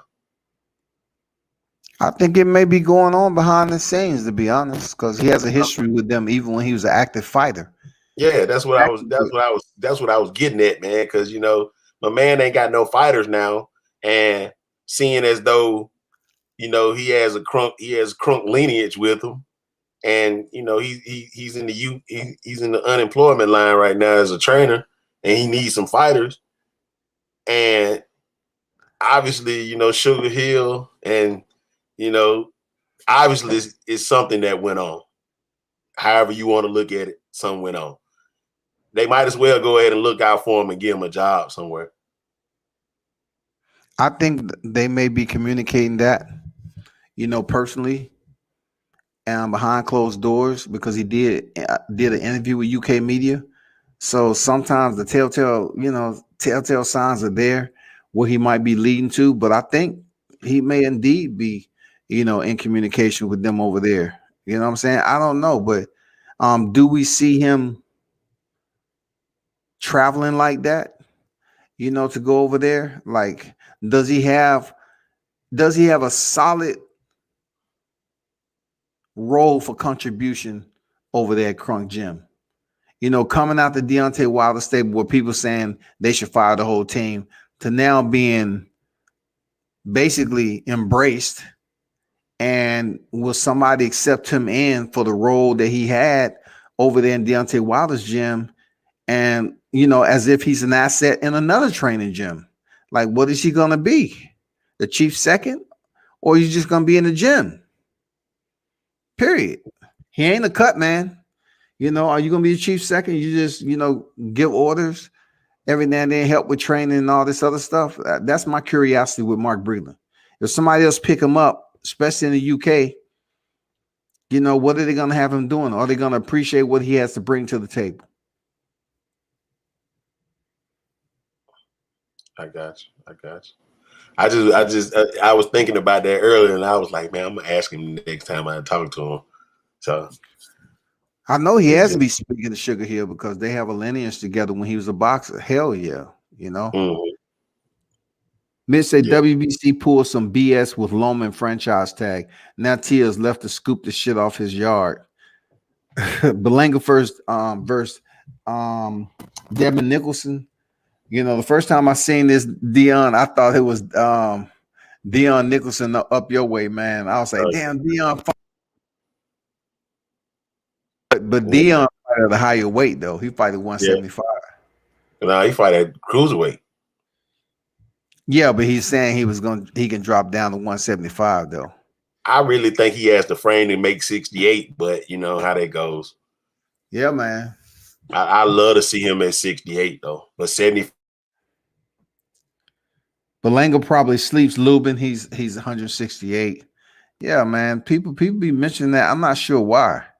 Morrell is PBC. Belanga and Nelson are both top rank. That's gonna be another thing, man. That side of the street bullshit. Sir Ken in the building. Salute to you, man. Welcome by Sports and Panel. Salute to the wrenches and the chats to the chats. And 5 is good too. Like button. 75 is real good. I love to see him.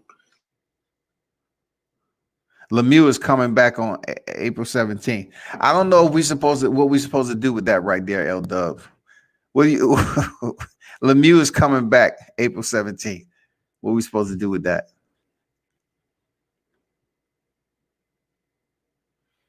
The Rail versus Kyron Davis. Interesting training matchup. Sugar Hill versus Breadman.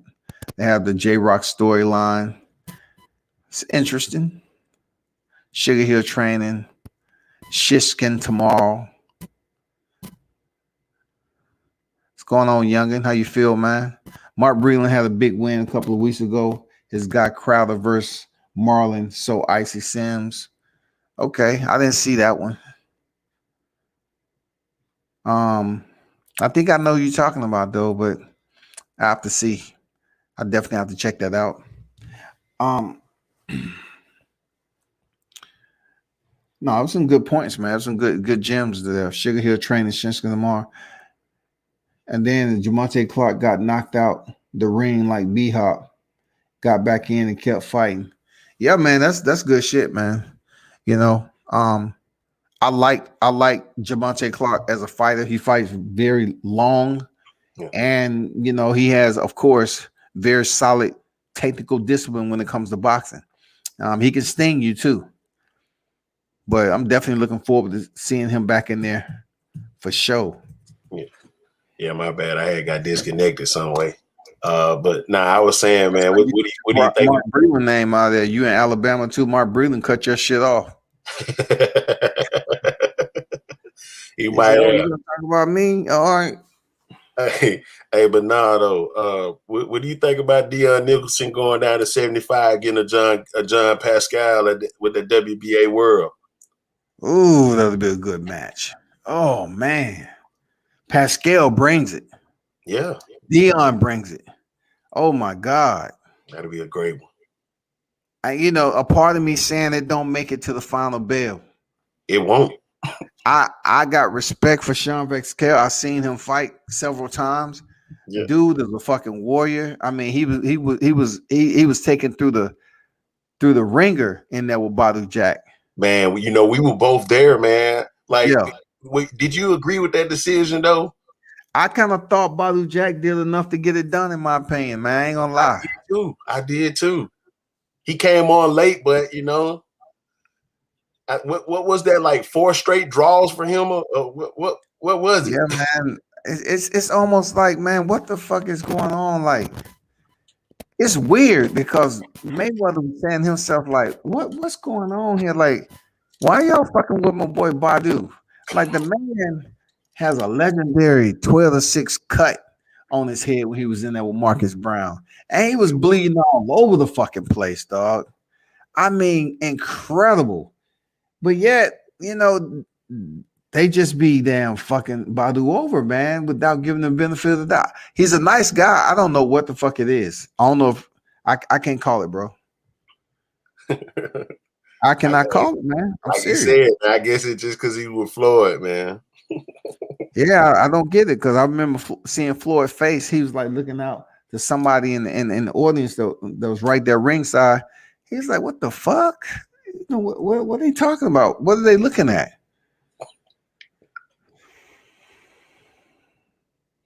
I thought he did enough to win though, but Deion Nichols, god damn, that Yeah, would be I'm just ready. heat. Okay, yeah, that'll be it. That'll be heat on a Showtime feature. I'll take that. Yeah, I will too. Shout out to Pac-Man in the building. Tate Jones, what's good, Golden Warrior? Yeah, man. Shout out to everybody that's in the chat, man. And I'm not saying it just because you allow us on your platform, man. I'm just keeping it 100% real, man. This is the type channels that should have 1,000 and some people in here watching with 1,000 and some likes, man. Because it's straight raw. It's no agenda to be pushed, and it's it's not people putting money behind it just to push a narrative or agenda. This is the type platforms that deserve all of the engagement and the likes and everything, man. So if you do come in, make sure you wipe your feet at the door. Make sure you support World Combat Sports, man, because he's doing the grassroots style. And these are the guys that deserve all the appreciation who really put their own money behind, what they love and do for the sport.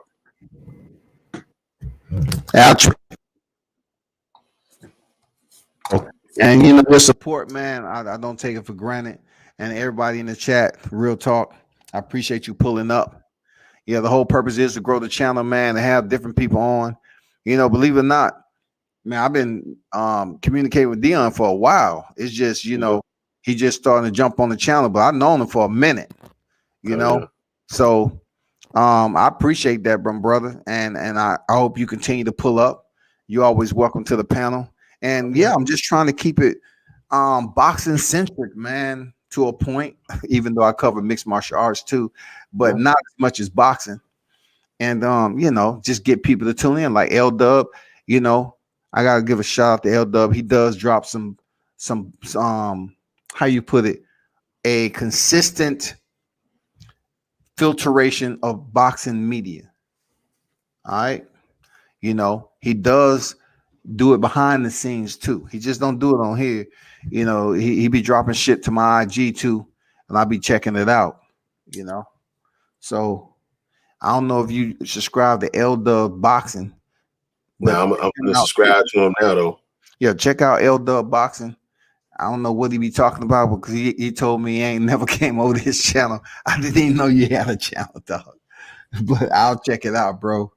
I do know he does release boxing media, so you know Okay.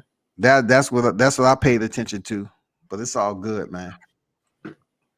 Yeah, man. It's just I just want the sport to get back to it, and hopefully we get some good clarity at 1:30 this weekend, man. Because you know this Valdez Burchell is gonna be blockbuster, and I think that's kind of where they're gonna see what Jamel Herring and Frampton gonna do.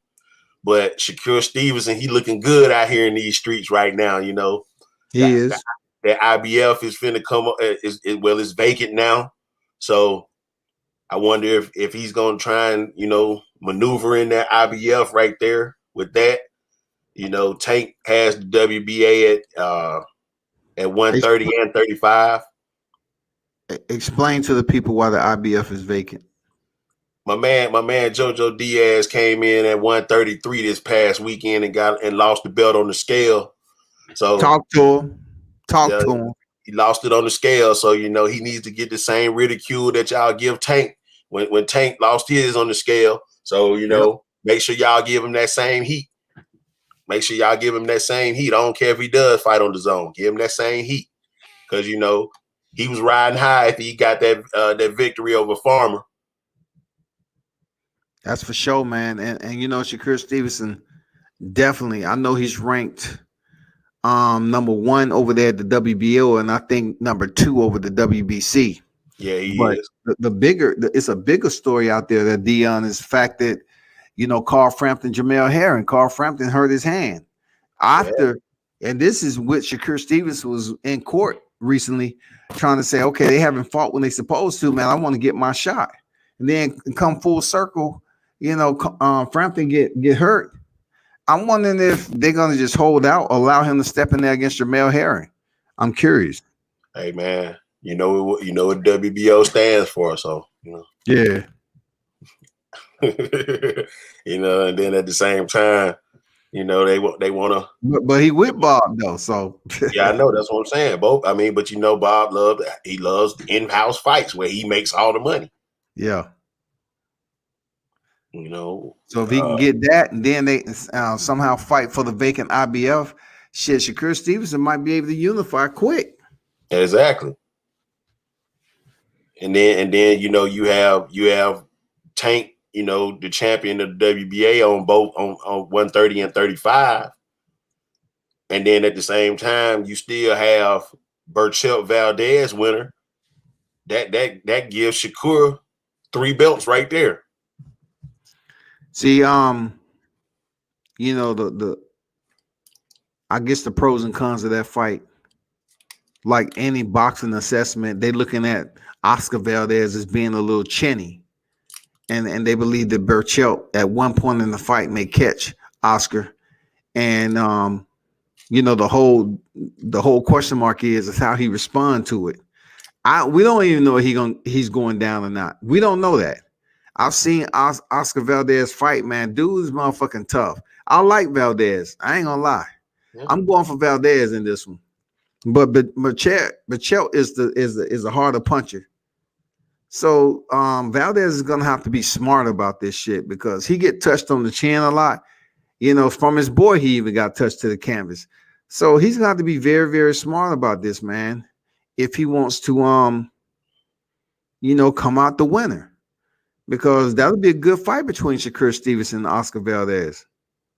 Yeah, and then but with that scenario we just went over, the person I feel bad for is my man Lil B Hop, Lil Prime Time, Chris Colbert, man, because he'll be out in the rain because I don't see them putting him in there with Tank. And then at the same time, if all the other 3 belts are on Top Rank side, they're not going to negotiate across the street, so he'll be left out in the rain. Well, Colbert is ranked number 1 over there at the WBA. He need to fight. He need to fight something though. You know what I'm saying? You need to Yeah, I fight feel you. some over there in the WBA. Yeah. Well, I mean, looking at the rankings, you know, he got a Rene Alvarado, Andrew Cancio. That's about it. I don't want to see him in there with Fonseca. I'm talking about the top three that's above him, though. Roger Gutierrez or Mark Ubanoff, who really knows who that is. But I mean, I agree. I want to see him in there with one of those guys. I'm really ready for these divisions to start shaking up, man. I mean, who would you want to see him fight out of Mark Ubanoff or Roger Gutierrez? I haven't seen. I'm gonna have to go and pull up the file on both of those guys because I haven't seen both of those guys. I haven't seen them. I'll be honest with you. I haven't seen neither one of those guys.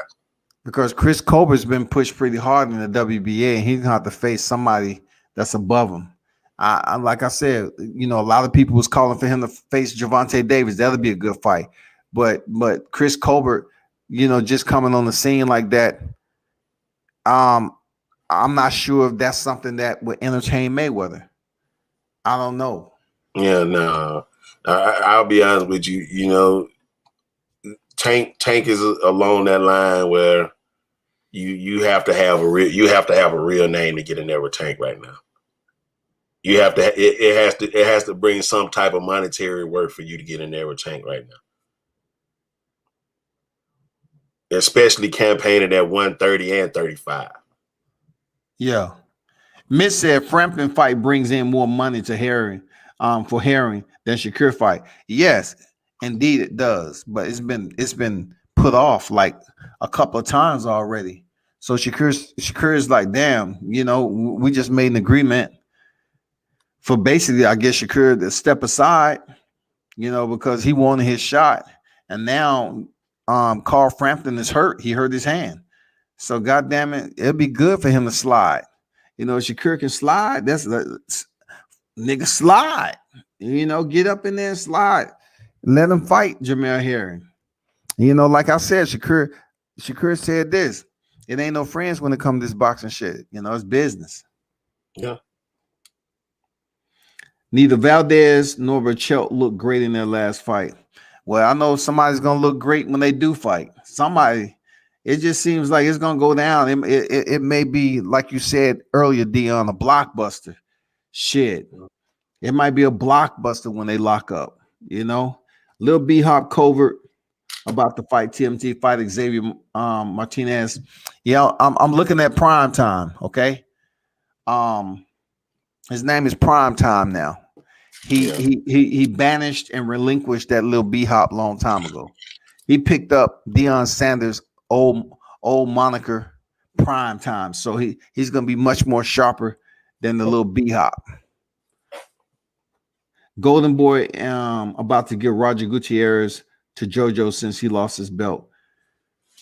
Oh man, I would like to see Shakur Stevenson slide in there, but I know it's not gonna happen. It'll be good though, but it'll be solid though.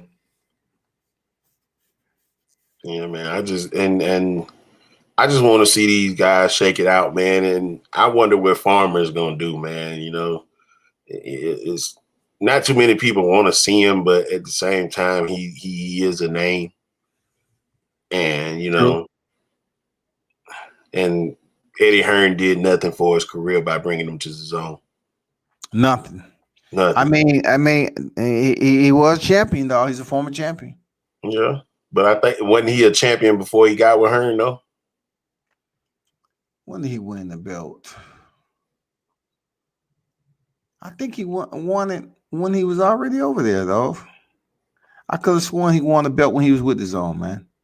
Oh, okay, I thought he had it. I thought he had won it before he got it. Wrong on that. I'm not sure. I might be wrong, but I thought he won it while he was there. Yeah, and then you know you got Lamont Roach Jr. on the up and coming. Let's see what he does. It's another. Let me see. What was the what was it? Oh, what do you think about this Terrence Crawford Manny Pacquiao? You think Manny Pacquiao's a $14 million man? I mean, a $40 million man or what? Hey man, if you gonna put Pacquiao in there with Crawford, he's gonna cash out. Okay. He's gonna make sure he cashes out. I mean, because let me see. I think it was like the all access that he had with Broner, where he bought that $50 million yacht or whatever. Mm-hmm. so Pacquiao's trying to pay for all that stuff before he sit down, man. So, you know, if you gonna throw him in there with Crawford, he's gonna make sure it's worth the while. And Crawford, from my understanding, is gonna make 10 mil off of it. That's good money. That's great money. But at the If same he's time, not gonna get Spence, that's good money, man. Non-title. all right, okay, you take 10 million versus Pacquiao. Let's say you get Pacquiao out of there. Does that improve does that improve your 60-40? I mean, as far as what he got paid, if he getting paid 10 for Pac, shit, it has to do something. Because look at it this way: Errol Spence don't have a Manny Pacquiao on his record. Well, Sean Porter don't have a Manny Pacquiao on his record. Keith Thurman, come on, he's the only one that went up there and just gave his title away for a damn Sunday with damn cherry topping on it. Yeah. Shit, that's the only one. Yeah. I don't know how much to the YTC media that is going to mean something, but Yeah. Well, I see young billionaire say hell yeah, so you know. yeah, they're gonna look at Pac-Man like, he's an older legend, OG in the game. It's gonna look good on Crawford's resume, but I just want Errol Spence to be honest about it, because if he had the opportunity to face Manny Pacquiao for the title, he would have said, "Look who I faced, all these guys." But then, if Crawford faces him in his age, 42, people gonna be like, "Oh man, Manny Pacquiao was old anyway." He fought old as Manny Pacquiao. Exactly, and that's what I was saying. That's what I'm looking at, from that perspective. Is it's damn if you do, damn if you don't, though. True. Damn if you do, damn if you don't. But at the same time, Errol Spence does have another avenue, because if you take Crawford, let's go ahead and see Spence and Ortiz. Let's go ahead and make that Texas fight. Y'all already fought in Texas during the pandemic, so y'all could go ahead and do that. Mm-hmm. There's no excuses. Y'all already there. Y'all can that's where he want to be, right? Yeah, that's where he want to be. That you want to be there. Y'all can still get pay-per-views.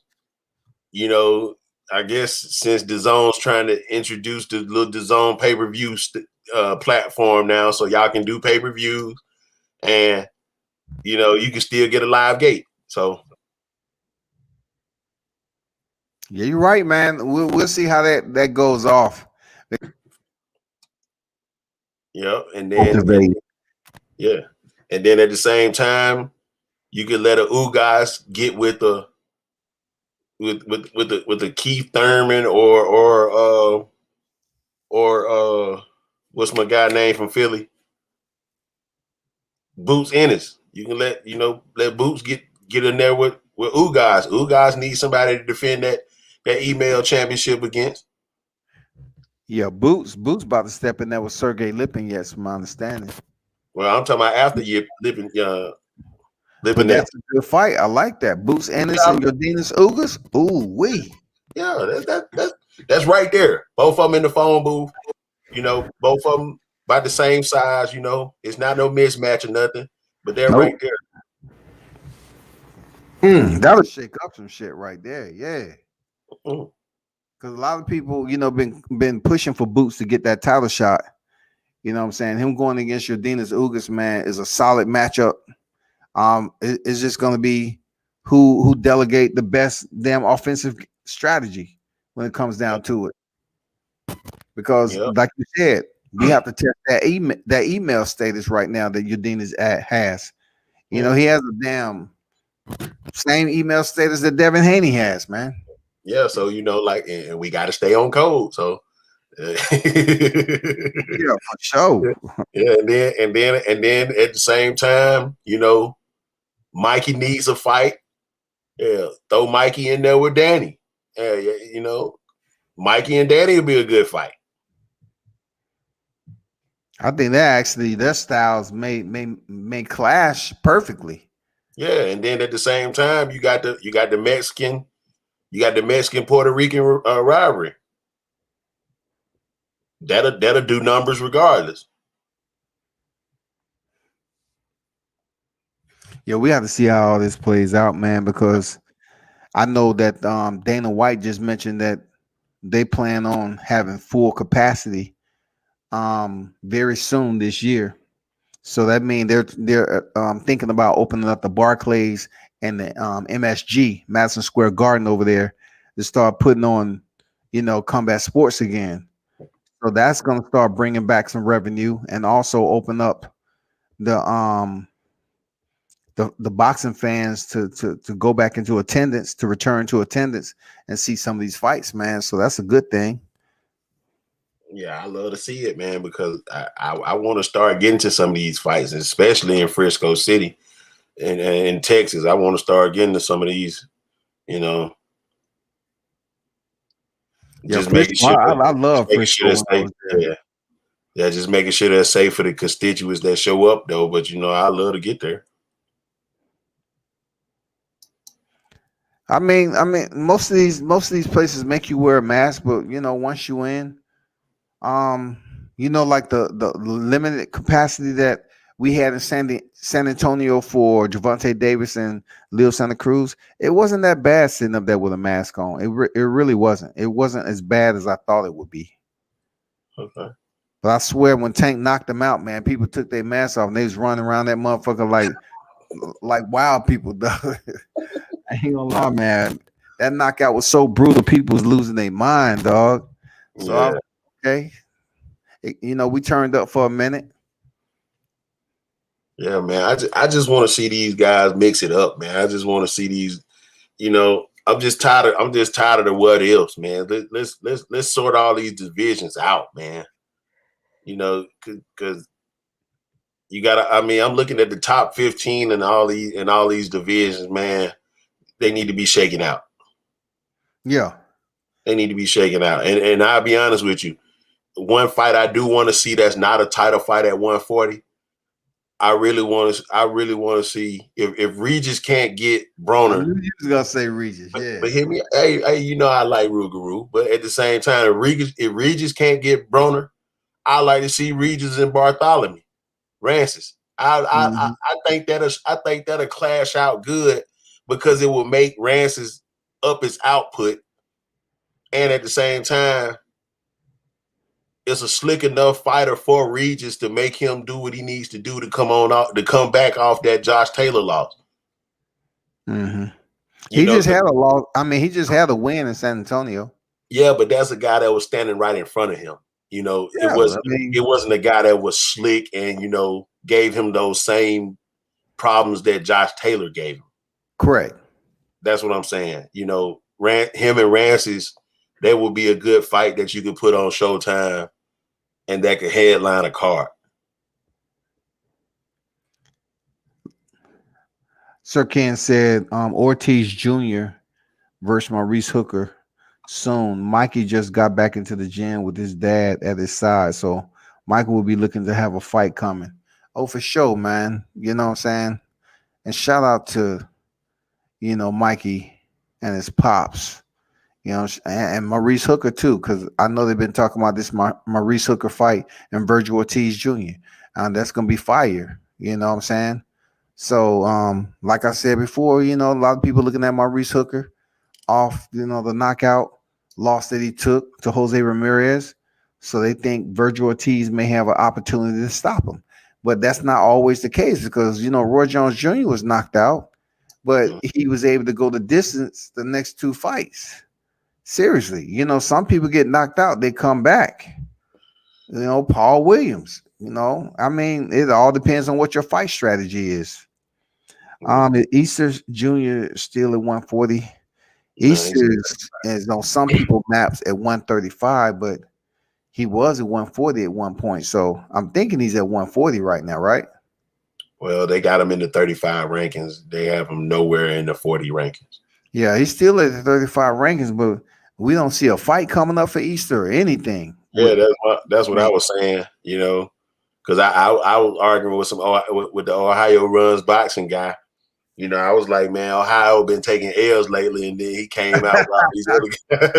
Oh shit! You told Marcus that? Damn. Oh yeah, I told him that, man. He been lighting me up on IG all day, man. When I told him that, I was like, man, Ohio State took L's. Sean Porter took an L. Ohio been taking L's, and then he reminded me Jared Anderson was from there, and all the other guys. So I had to back off. That's good shit, man. Because shout out to Marcus, man. Marcus be supporting them Ohio boxers very heavy. Billionaire said Easter's fighting on the Broner card too. Yeah, Okay. for what I hear, but they was looking for a solid opponent for him. His opponent, I believe, dropped out, but we're not sure what else is going on with that, man. We're not sure. Do you even dive into MMA any or not? Nah, I'm hand to hand, man. I'm hand to hand. Okay. I mean, I watch it if it's on, but as far as knowing guys like I know the boxing guy, nah, I don't, man. No, I'm just, man, I just asked, man. No, you good. But I mean, I hear you talk about it, and I still stay engaged. It's just I'm not into it like that because I'm all hand to hand, man. The kicks and the jujitsu and the grapples and all that. I just think you have to have real skill to be hand to hand. I'm not saying that it doesn't take skill in the MMA. I just enjoy the sweet signs of hand to hand combat. Okay, I hear you.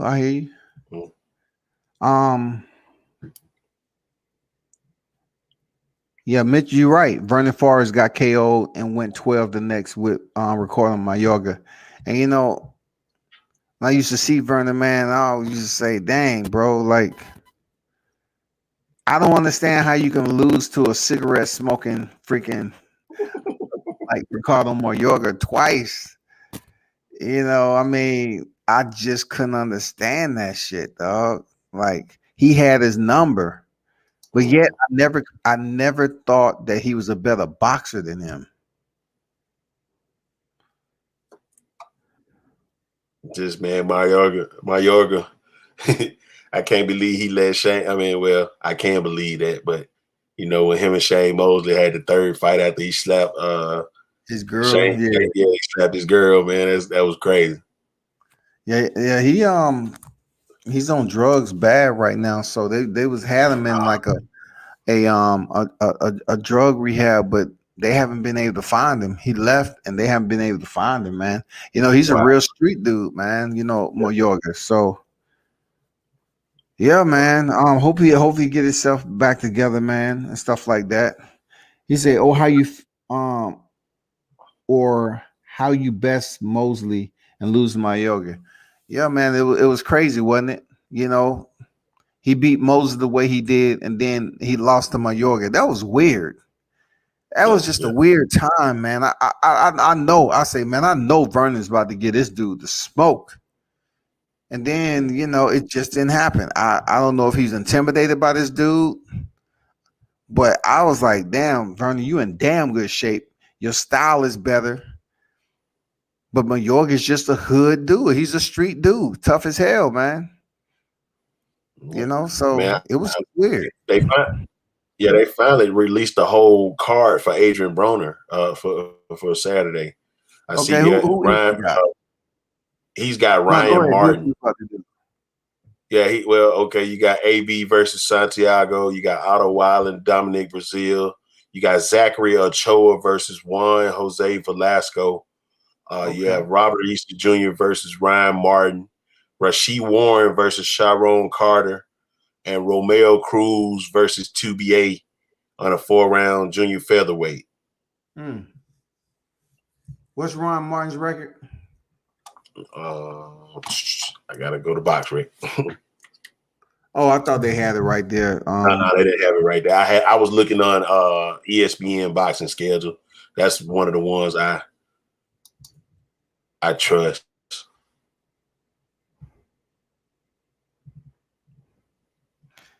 I know he's 14-1. He's 14-1. Yeah, that's about right.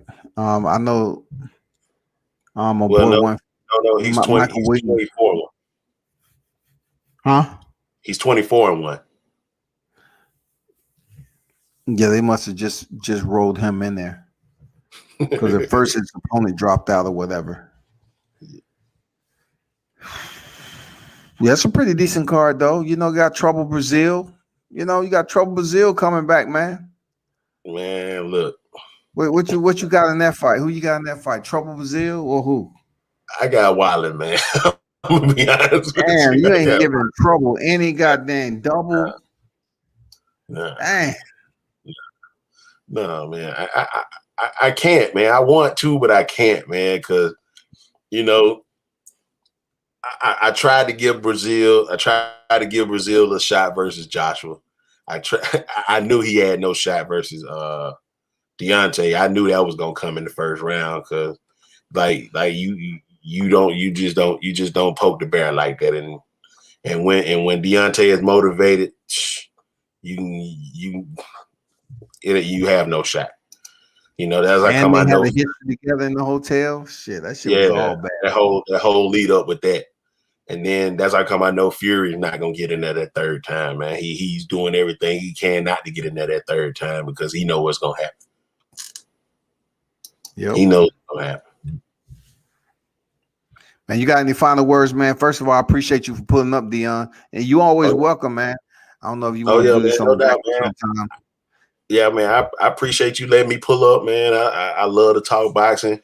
It's just, it's hard finding good people that you can talk boxing with on an intellectual level without getting over animated and, oh man, you just don't all that, you could just sit and have a pretty calm conversation about it. And, even the guys that you do invite, man, it's great dialogue and it's great back and forth. It's no disrespectful, anything of that nature. I just like, the platform that you provide to us on the YouTube platform, man. Other than you don't have no biases, you do great interviews, you ask great questions, and you have a open door policy, man. And we all appreciate it. And the people who do pull up, they pull up just because they support you and how you do your how you conduct your business as far as your World Combat Sports platform.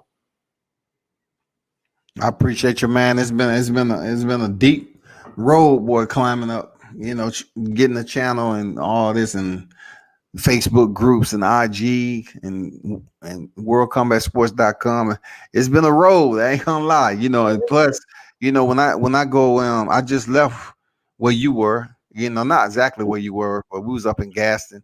And, I have to bring that stuff home, those footage home and edit it and get it out there while the momentum from the fight is still popping off. People don't understand. Like I do photography shit too, shoot fights. So yeah, you do. Edit that shit. Yeah, you take great steals too, bro. You take great steals. I think that's your thing. Those steals are your thing, but at the same time, you make all of it work. So. Yeah, that's a lot of little combinations to put together. And plus, man, when I see steal shots, man, it just holds the moment for me because I see the whole fight. Mm-hmm. But when I pull those steals out the front, I say, oh, okay, cool, man. I remember when that happened. I remember when this happened. But yeah, I have some steals on my hard drive of cats being knocked out. I just never put them up there because I don't want them to see that picture. Stuff like that scars fighters though, man. They be trying to do their best to forget those moments. And when steals are out there like that, man, it brings back, instant memories about it. And my boy TJ Lawson will be back on the 27th on that. Oh, I know. He's Yeah. fighting on my boy Carlos on the Oh card. yeah. Oh yeah. So you Yeah, know. shout out to TJ Lawson, man. Good dude, man. He came down here. I think he might be still down here getting that work in. Yeah, he's gonna be on the card in 2 weeks, right? Mm-hmm. On Yeah, the 27th. yeah, that's gonna be fire. You know what I'm saying? I had the opportunity to see him and Carlos spar like 8 to 10 rounds. Yeah, man. They was throwing bombs in there. Oh yeah. Yeah, man. And you know, I've been knowing TJ for so long, and you know, I know what he's fighting for. I don't know if he disclosed on your channel, man, but he lost his mom at a real young age, man, and he's been fighting for it ever since, man. He overcame all the adversity in his life, and I'm just so proud of him and all the guys from Tuscaloosa who really make it out, man, and you know, do what they do on the blocks and scene, man, because all of them individually have their own stories and why they're fighting for and what they're fighting for. So, you know, man, I follow all of them. You know me, I'm a rep them to the end of it. Yeah. And I want to see them all make it, man, because I know what they're coming from and I know what they're fighting for. So You ain't never lied. You do keep up with your fighters over there. oh, yeah. You ain't never lied about that. Hey, everybody that's in the live chat, I know it's in the AM. I appreciate you pulling up, man. Stay consistent. Come through, man. Even if you see the mixed martial arts up there, you know, come through and learn some shit about it, man. Because really, that is a hot the way that mixed martial arts is growing right now, man. They're putting on some shows, even in the pandemic, that's pretty much superseding some of what we're looking for in boxing from our best talent. They're putting their best talent up there all the time. We're still trying to scrounge around and see in boxing who's gonna fight who and when. There's no regulating body, man. You know what I'm saying? I mean, governing body. So shit, UFC can make those type of fights, man. But until next time, man, y'all know what it is. Turn up and tune in to World Combat Sports. And Dion, my brother, appreciate you pulling up. The invitation is always yours, man. All right, man. I appreciate you having me on, man. All right, man. Have a good one. Good morning and salute, my brother. You too.